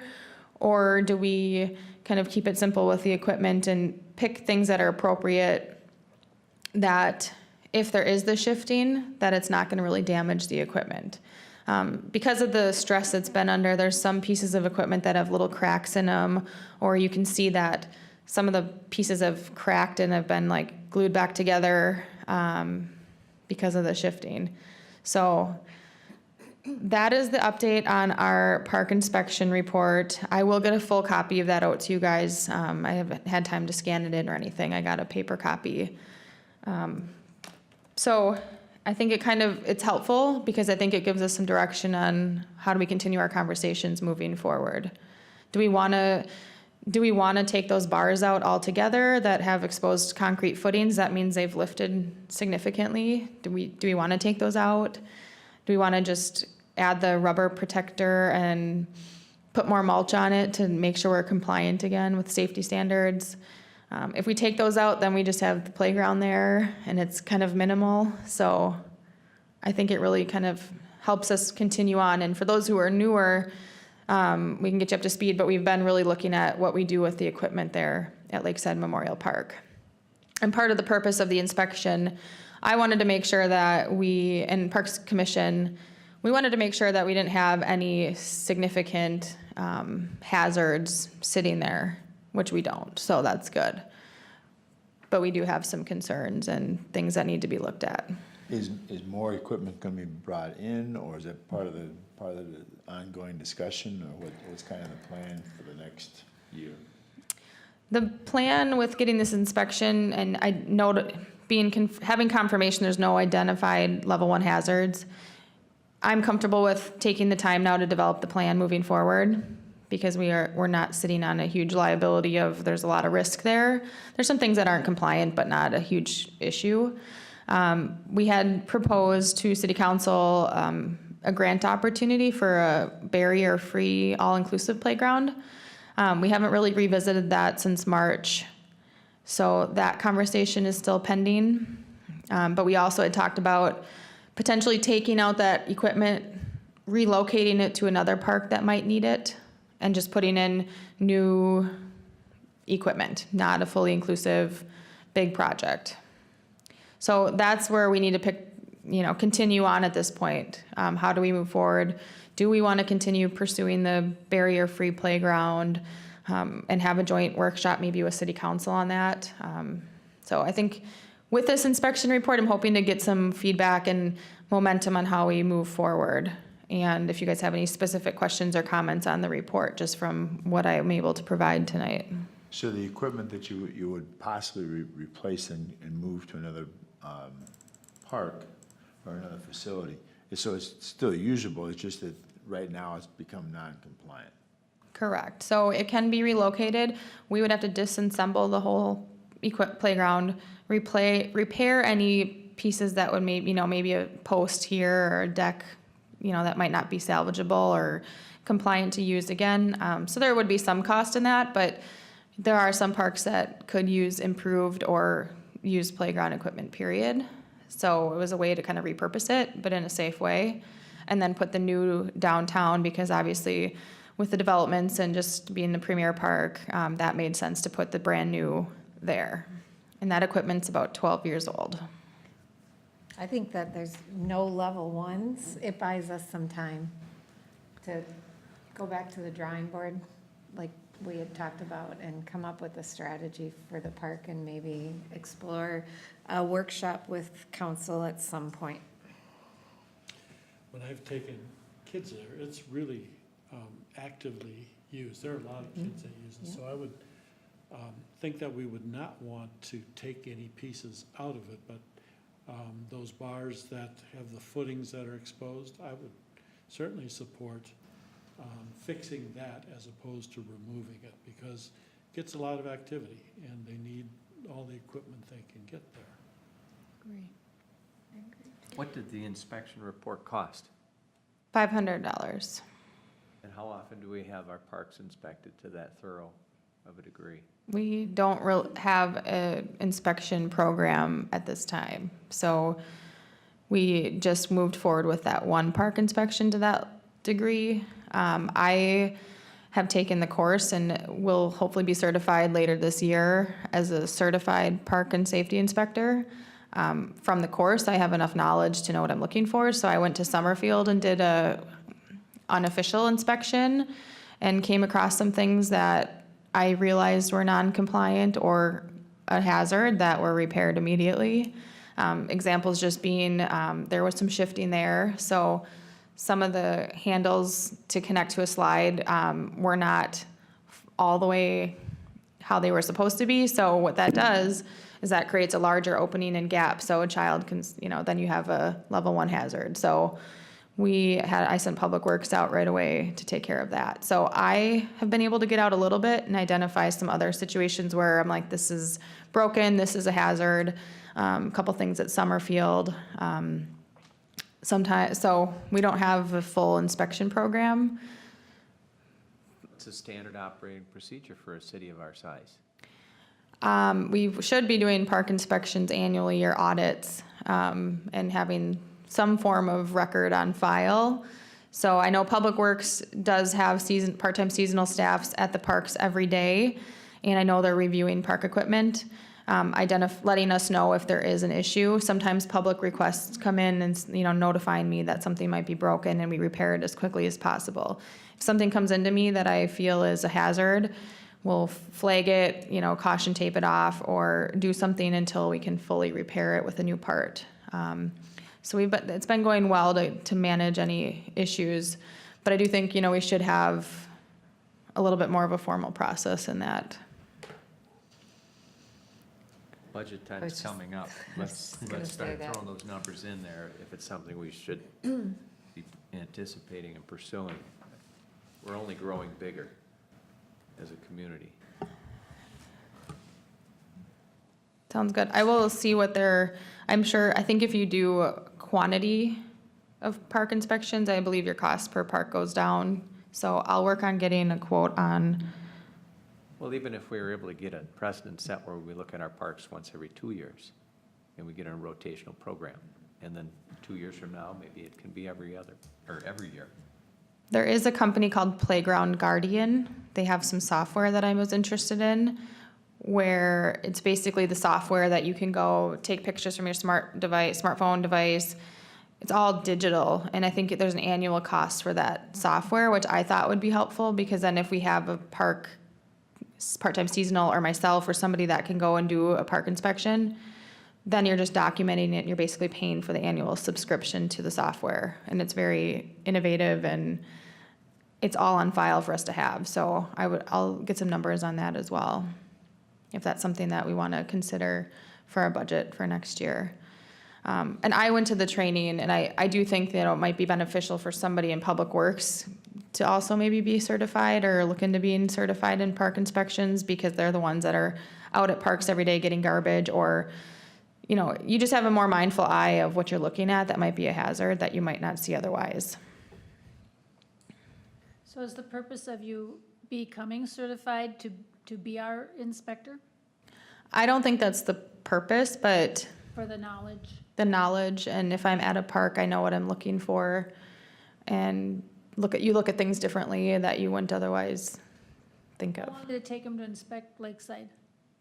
How many hours? Yeah. Or I don't have a morning, so a few hours to do that inspection. But it was thorough. I know I got a hand-delivered report, several pages with some pictures, and a full explanation of, basically clearly identifying that there weren't any level 1 hazards, but here's some of the non-compliant issues that I would remedy. So it was thorough and worthwhile to do. I haven't climbed to the top of the, canopies to see, I wouldn't have seen that, and realize that is a pretty significant hazard. Right. So I will, from this, have Public Works tomorrow, they'll get that repaired. We'll keep those monkey bars or posts in for now. And I'll circle back with some quotes on park inspections and then that software as we talk about budgets. And then we're gonna regroup on how to move forward with our planning for Lakeside Memorial Park. Do you guys want to have a workshop on that, or do you feel ready for that, or is there any more information that I can get for you to try to continue that conversation moving forward? So is there some sort of a plan for making some changes at Lakeside Park as far as equipment, or? We talked about, Or what's kind of the direction? so how it originated was we identified that the equipment had shifted. So there's notable, okay, so the decks are 4 to 6 inch, 4 to 6 degrees displaced from how they're supposed to be, and 0 to 2 is compliant. So we noticed visible changes and that there's shifting that's taken place. So we, as a Parks Commission, identified it would probably make sense to look at putting something new there. And so our options were we could either take that equipment down and fix some of the parts and just put that piece back in its existing location, or we could take it apart and relocate it and put something new there. Well, being that it's 12 years old and it's the heart of downtown and it's revitalizing and we're trying to focus our efforts on that, Parks Commission thought, well, let's look at putting something new here and relocate this, given the cost that it would take, and might as well just put something new. So then it stemmed off of what are our options for something new. And then it stemmed to new standard equipment, and we started then looking into a grant opportunity for the fully inclusive playground. And there was a lot of support around that, a lot of grant funding and financial support we could have received from that, but council just wasn't ready at that time to move forward with pursuing that location for the inclusive playground, and that was our conversation through March of this year. We haven't really picked it up, given schedule conflicts and getting our commission back up to full capacity. That's where that piece is at right now. How do we move Are those forward? grants still available, or was that just a timeline? It's an annual grant opportunity, so it will be opening again in December, due March 30th of 2019. But then you don't find out till June, and then you'd have to complete the project, so it'd be late 2019. We also had some potential private funding for it as well, and that may or may not be on the table. We'd have to see. And getting this grant, is it like writing a grant, so it's kind of time consuming? Or is it? It's not terribly time consuming, but the potential amount available was pretty significant, 50% of the project. So, $100 and some thousand ask was, I think, the $120,000 or so that we were gonna ask for, to cover half the cost of the project. So I think, that would be, if that's something we want to regroup on as a Parks, Trails, and Lakes Commission, if that's the direction we need to go.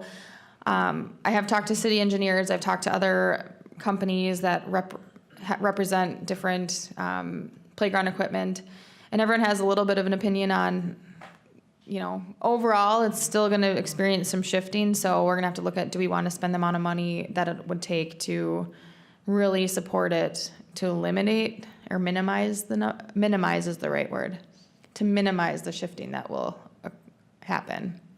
So some people have said to me that they would recommend more simplistic equipment that doesn't have a lot of decks and platforms. So if it does shift like we have experienced, those decks and platforms have moved significantly. So something with all the ramps, they said maybe that isn't a good idea if it's going to continue to shift. So there's still some variables. It's partly how much budget do we want to spend on the project, and that's a big question. And how are we comfortable, because it probably will experience some shifting over time.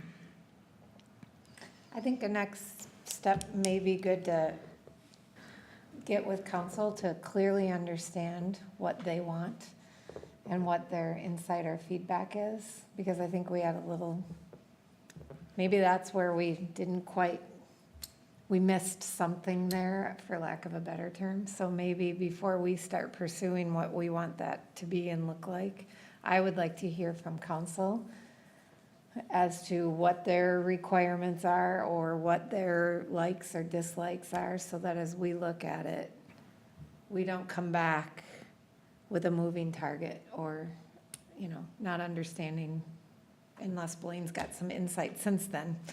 But otherwise, I think that might be a good next step, that's just my personal opinion.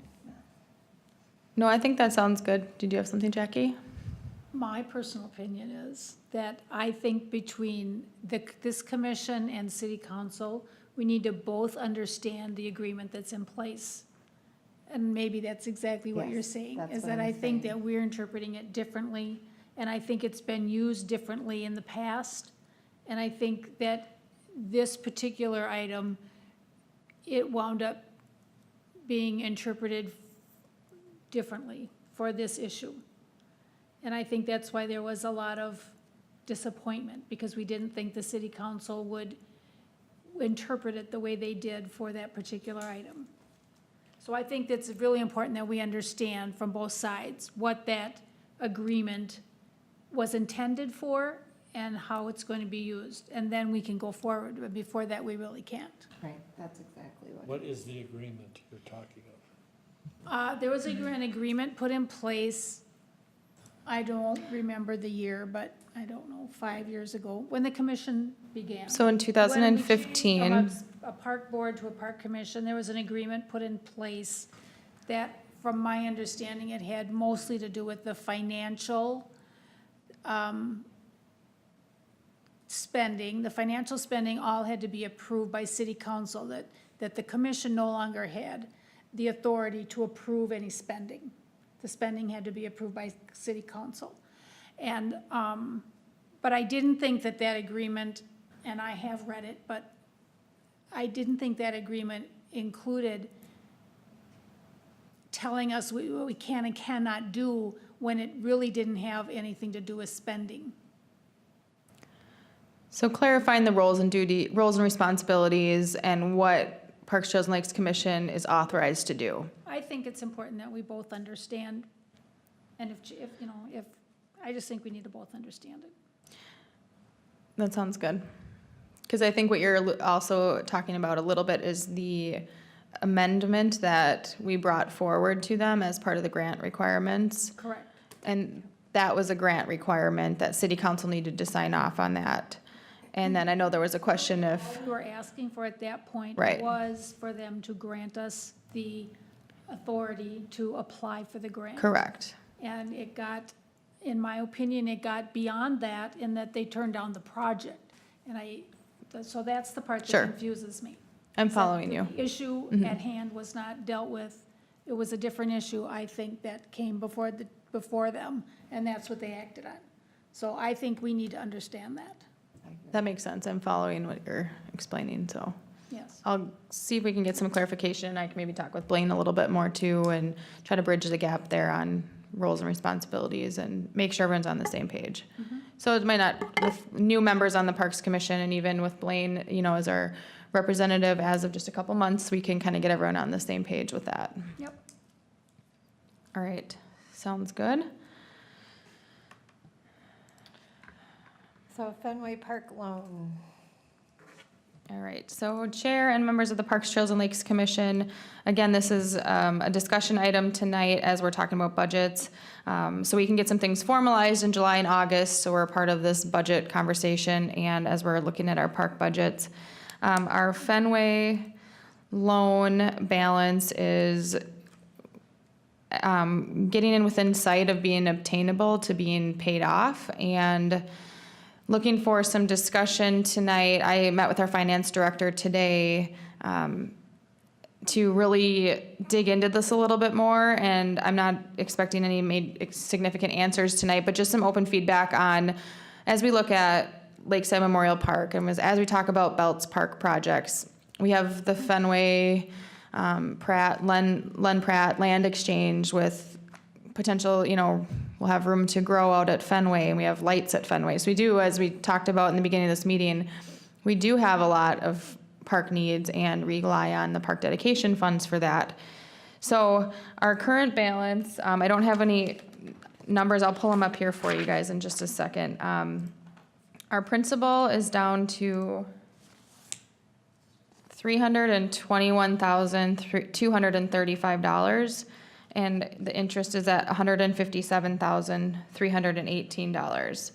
So, I'm gonna just try to, bear with me, I got this handed to me this afternoon, so just wanted to at least have a quick discussion on it tonight. Our current total in our park dedication fund today is $424,768.89. A little portion of that would still technically go towards our Fenway loan. So for discussion purposes, we have about $400,000 in park dedication funds to date. That would be available for park use. That's taking into account what we've already paid for half of the Fenway loan. So for Tim and Doug, and we actually have another member here visiting tonight. They'll be joining our next meeting. But the city of Forest Lake has this Fenway loan, and every time we get a park dedication fund fee in, until the loan is gone, 50% of what we receive goes to pay towards the loan, and 50% goes into our fund to use for parks. So, given that we do have about $400,000 available to us to date, we also have a couple projects coming in here in the near future, about another close to $175,000 coming in. So we're looking at having available to us at least $500,000, maybe even a little bit more, which is great. I think it's the most that we've had available, which is really exciting. So just briefly tonight, I was talking with our finance director. If we pay off the principal balance, our interest will hold at $157,000. I asked if there's what's the benefit of paying this off other than being clean slate, let's move forward and plan accordingly with, we're even, we're moving forward. We do accrue a little bit of interest annually, but we only increased, interest only increased by about $1,100 last year, so it's not like a significant amount of money of interest. She indicated there's really no other benefit necessarily to just paying it off. So I've had some conversations with interim city administrator. Is it strategic for us to just get that loan paid off and off the books? What's our opinion on that? Do we want to determine like a threshold? Like let's keep $200,000 for park use and then put the rest towards the loan until it's paid off.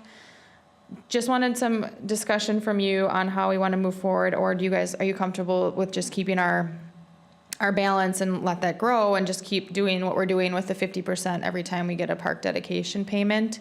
Do we continue moving forward with that strategy until it's paid off? Do you know what the interest rate is and what it's attached to? This is an interfund loan, so it was a loan within the city. The interest rate's really small, and I believe because it's an interfund loan, we really aren't accruing much interest. We've paid off, this loan started at $1 million, so we've paid off the principal balance with the higher interest rates, so there's really minimal interest that we would expect to accrue at this point. If we paid it off by the end of 2018, we wouldn't accrue any additional interest in 2019. But again, Which is $1,000. which is like $1,000, yeah. That was the estimate. 2017, she said there was $1,140. So not a lot. So There's really not a lot of motivation to pay it off because if your interest is only $1,100 on $300,000.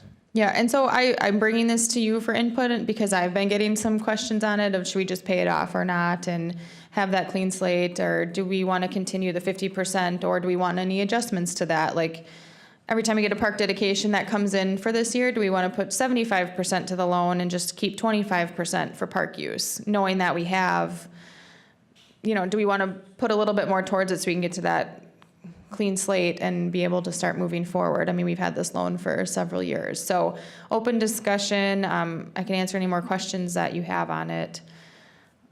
I don't know, some people like to just be debt-free and let's move forward. And some people, I don't think from a finance standpoint there's any urgency, but I was just asked to see how we want to move forward. And I do know we have a lot that we're discussing, and as we talk about the Belts project, to start attaching dollars to that, that's going to be an expensive project, so. See, I would think we'd continue with the same strategy and have the funds available to take advantage of opportunities as they present themselves. If we have the Bells project, we have the potential for the Lakeside Memorial Project. If we spend down that fund that's available, we'll have less opportunity to pursue those. I would agree. Yeah, I mean. If it's not costing us a lot in interest. Or potentially, we need some dough there. So if we continue with that same strategy, we would, knowing what I know of pending projects for approval in 2018, it looks like we would have about $525,000 available to parks. That's already taking into account the 50% that we would have paid to the Fenway loan. So we could have about $525,000 yet in 2018. I don't know of many other developments in the works beyond that of what I'm speaking to, but there could be a little bit more and closer to like $600,000 maybe by the end of this year or early 2019. Yet? No, That you revenue, said? positive, Oh, available you for said- park use. Oh, okay. So, So if we had individual, okay, maybe not we, if I had individual debt, I would want it paid off so that I could move forward with investing in other things without accruing debt to impact my credit rating or otherwise. I'd like to see us pay it off or pay down as much as we can to at least make the interest stop accruing. I know it's only $1,000, but why would we want to continue to add other projects to it and potentially pick up some more debt down the road? And I think it also gives people or the public the opportunity to say, why are you spending more on these new shiny things when you owe $500,000 over here? And that's just, and the other question I have, and this is a really dumb question, and I probably shouldn't ask it, but I'm going to. Does having debt in this area, would that impact like our bond rating or anything?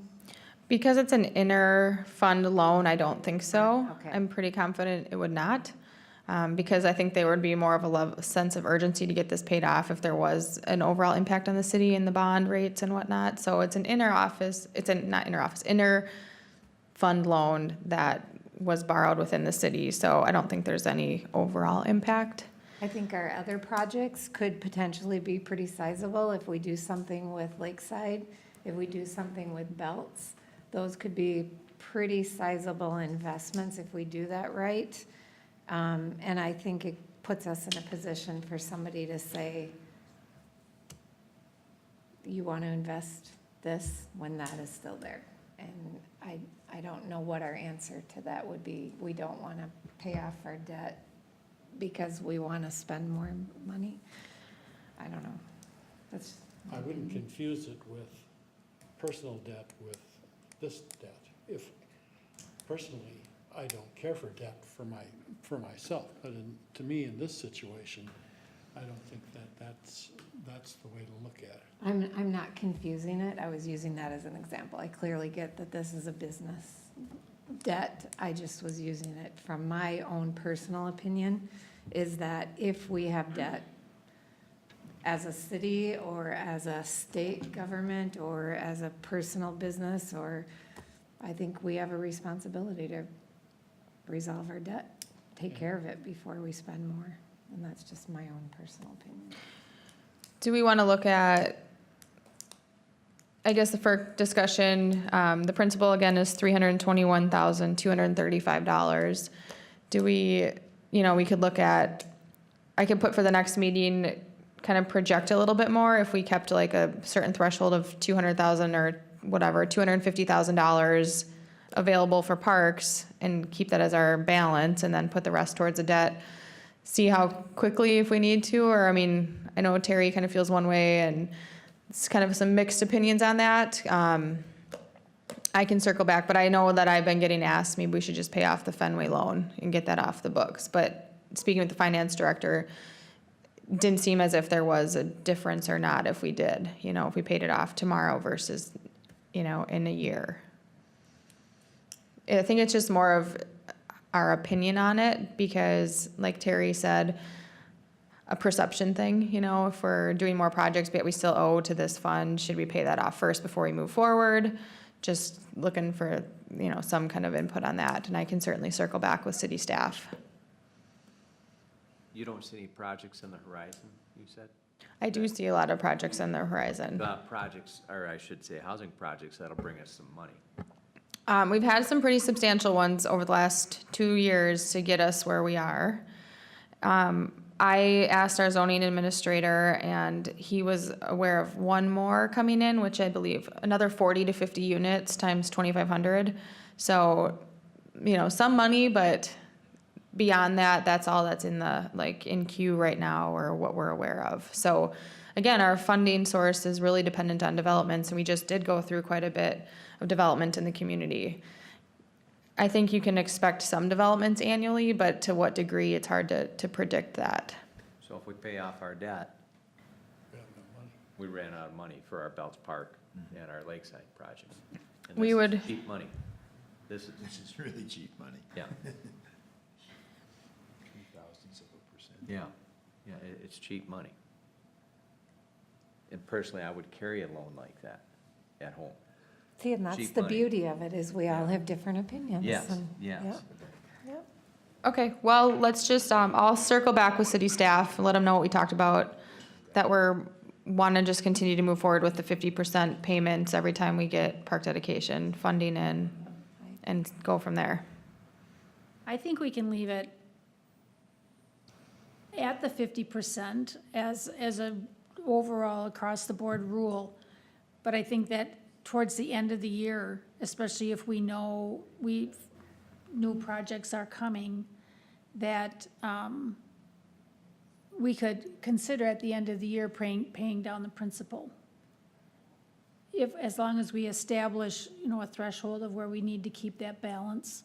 And if there's any extra, to be able to pay down that principal possibly.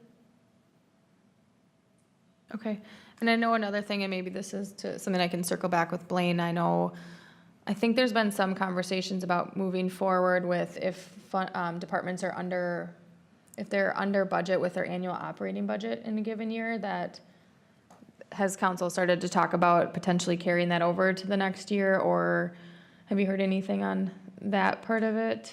I think I've heard a little bit about. Just a whisper, but there's considerable conversation. Okay, That's what I was kind of wondering, is if there's one-time funds left, one time, so you don't negatively, permanently penalize another area of the city, but if there's excess funds left at the end of the year, budget-wise, could it be applied to this loan or other loans? I think that'd be key in identifying additional strategies to pay this off, so we aren't jeopardizing our current available funds for park improvements. But seeing if we can maybe have a conversation and see if there's any other ways to have that happen. Have we received park dedication fees for the new Gone building? Lighthouse Loft Apartments, Yeah, those did come in at the end of 2017. okay, so those have already been Those have been in. So to date, and I can get you guys a copy of this, I can email it over, but I have this new report that has all of the items to date. So this includes, in 2018, we've received $55,000 for the Timber Ridge Apartments. And then we recently received in $1,300 for the Anoka Hennepin Credit Union right over here. And also just last week, $2,065 for the Cornerstone Plaza. And that's going in right on 61. There was a conversation last night as actual fee schedule, park dedication, if I remember correctly. Commercial businesses paying a lot less than residential development. Something we're gonna look at, I don't know. how Okay. it's structured there. I think in 2015, we had the rate of residential, it was $1,500 per unit, and we increased that to $2,500 per unit based on what other communities were doing, but commercial, I think it was a certain percentage or something. The rate more or less, I think it was commercials per acre. Yes, So in retrospect of what space the unit occupies, mm-hmm, do an acre commercial. sure, okay, And then also last night was a developer that was looking at another project in the city, okay, but it was way ahead of where we're ready to be. okay. All right. Well, I'll circle back with city staff and let you know if there's any other follow-up on that. So meeting times for July and August? All right, so just, generally we do this in May, but we didn't have our meeting, Tuesdays are Arts in the Park, so we had one tonight, which ended up kind of getting rained out. But it's challenging because I'm spending a lot of time and effort being at the park and have, programming things that I need to be at. So just generally, we've changed the date or time for our summer meetings, June, July, and August. So for July and August, just open to discussion. I'd be in favor of changing it to either Wednesday or I can do Tuesdays, 7 o'clock, later, just because it's easier for me to get everything set up at the park and make sure things are going sufficiently and leave at that time. Today was just fine. But it'd be helpful to not have the meetings the same time as Arts in the Park. So I know it's different every year depending on council liaison and representatives on the commission and schedules. Anybody opposed to looking at maybe Wednesday, the third Wednesday of the month in July and August? Can't do Wednesday? Tuesday, could you do 6 or 7? I mean, that's still fine. I say we just leave it on Tuesdays at 7 o'clock. At 7? It's only 2 more months. At It's only 7? July and August. Oh, it's 6, sorry. At 6, okay. Excuse me. I should be able to make that work if that's the only consideration. That's what I would suggest. What was it? I'd kind of like to attend some of the Arts in the Park. As That Park was why we Commission? changed it. Since we are the ones that develop the Own it, yeah, schedule own it. and own it, it would be nice to be in attendance at some of those. And if we do it on Tuesday, we miss out in seeing the performance of the groups that we've chosen to be out there to see whether or not we would want them the following. So we year. would be talking about Tuesday, July 17th and August Yeah, 21st. So it's only 2 meetings. Thursdays? It's 2 meetings. Park is every week. It would only be 2 Arts in the Park you'd miss. those might be the two key ones It that might we be. would want to see. Well, what if we limited our meetings from 6 to 8? What if we did it from 8 to 9? I'm Because out. then we Whoa. could see that.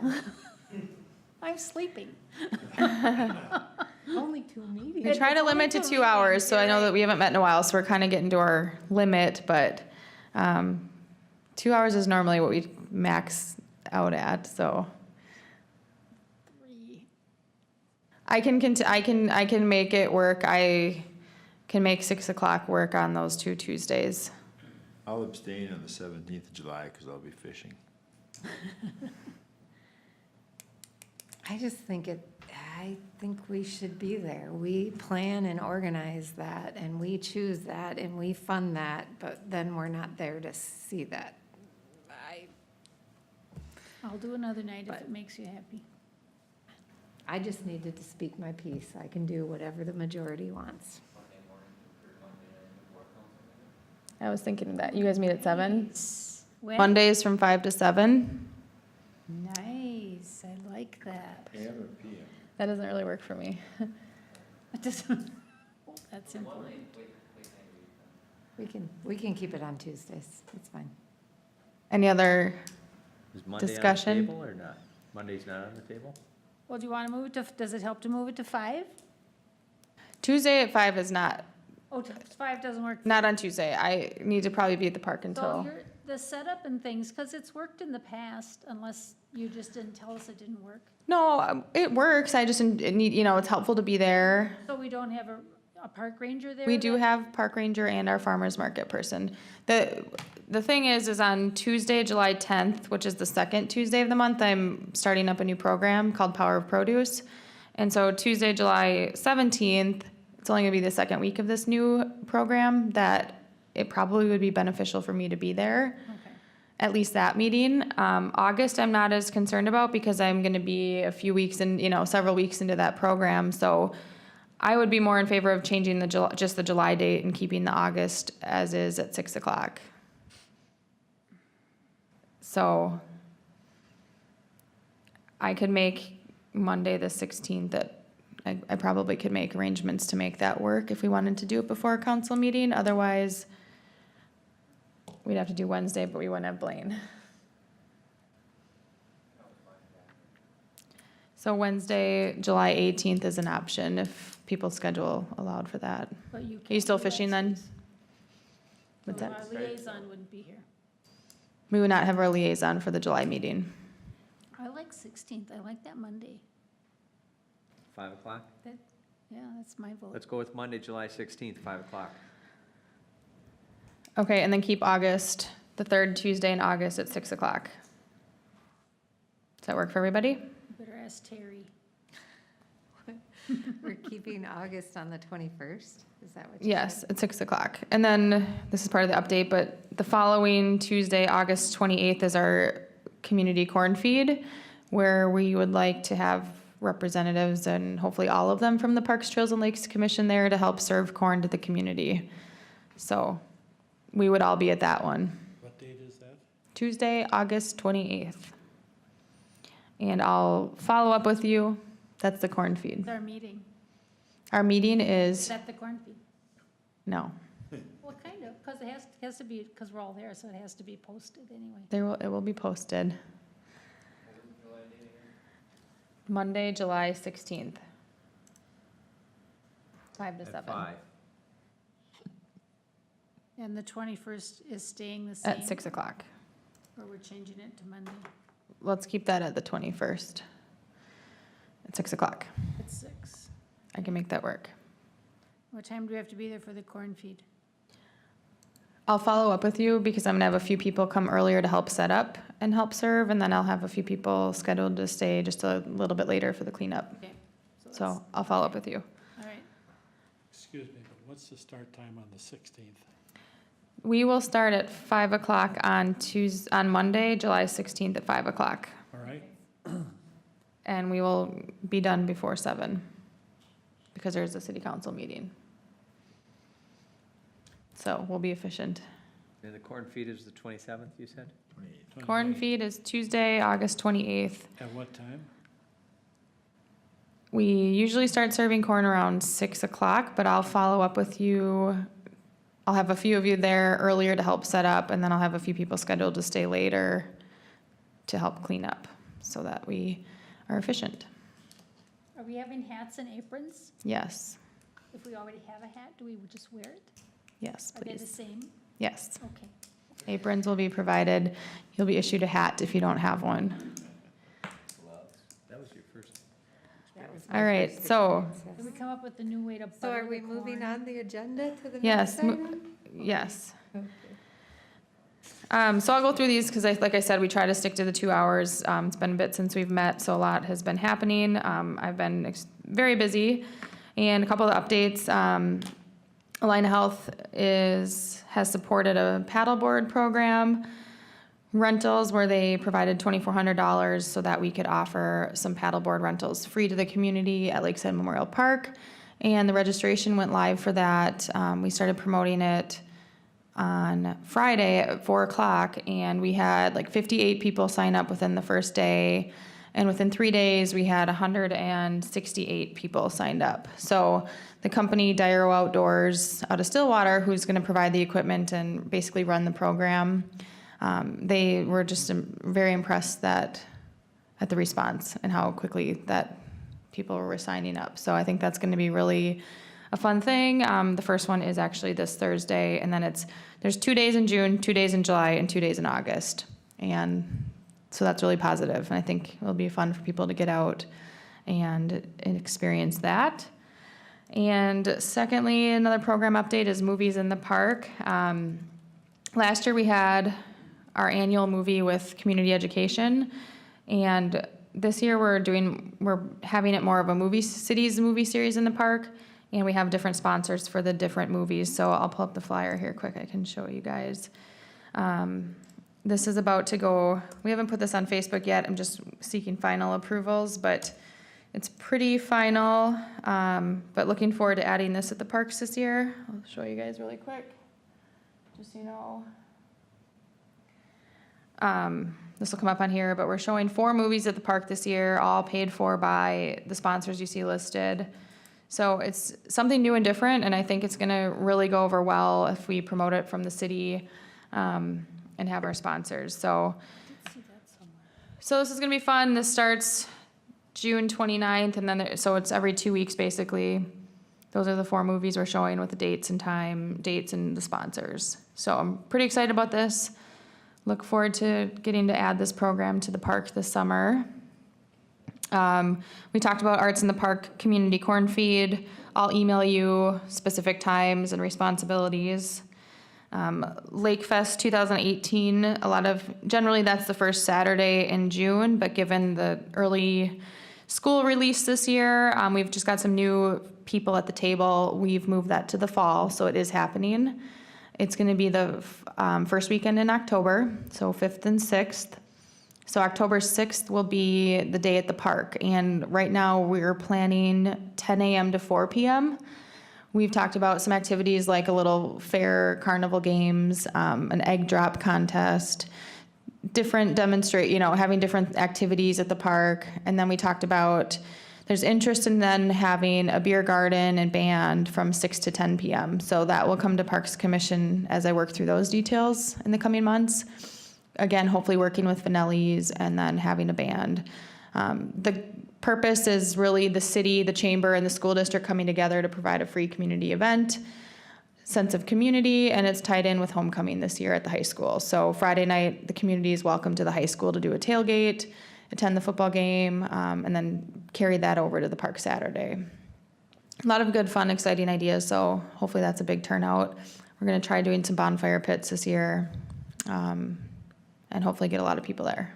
So more to come on that. Recycling in parks, through a grant funding, we have secured funds to do recycling bins in all of our city parks. They were purchased and are being installed end of June, early July, and I'll get you an update on that. But that's gonna be a nice amenity to have, and not many communities are able to offer recycling in parks. From a maintenance standpoint, we're already picking up garbage, so it's not much more of a time commitment to grab a bag of recycling items as well. So. And then lastly, the budget. I printed up-to-date budget reports in here. I know, Terry, you had a couple comments or wanted to talk a little bit more about budget. I just was wondering at the next meeting if we could, I just had Yep. a few questions, so if we could. do Yeah, that at the next and if you look these over, if there's any questions or things that you think that you would like to see added or changed, certainly email them to me. I'll be having budget conversations here in the near future as well. And then we can hopefully in July meeting have a little bit more of a in-depth conversation on the budget for 2019. And then with that, just other update, welcome again to Tim Gary. He's just finished his first kind of a long parks meeting. And so he was actually able to join at Fenway Park. We did a little walkthrough to check out on some trails, and that was a good little gathering there. So welcome, we enjoy having you on board. And we actually have Timothy Miller in the audience, who is our most recently appointed Parks, Trails, and Lakes Commission member. So thank you for coming tonight, being here. And he'll be joining us in July, on Monday, July 16th, as part of our commission. And we are officially a full commission again. So thank you, Blaine, for helping get us here. And I think it's time to kind of carry some momentum again forward and keep moving things forward. So anytime you have any questions or things you want on the agenda, or shoot them my way, and I'm happy to get you any information. So we just have commissioner updates if anybody has any. Any updates? No? None? Looking for a motion to adjourn? So moved. Second.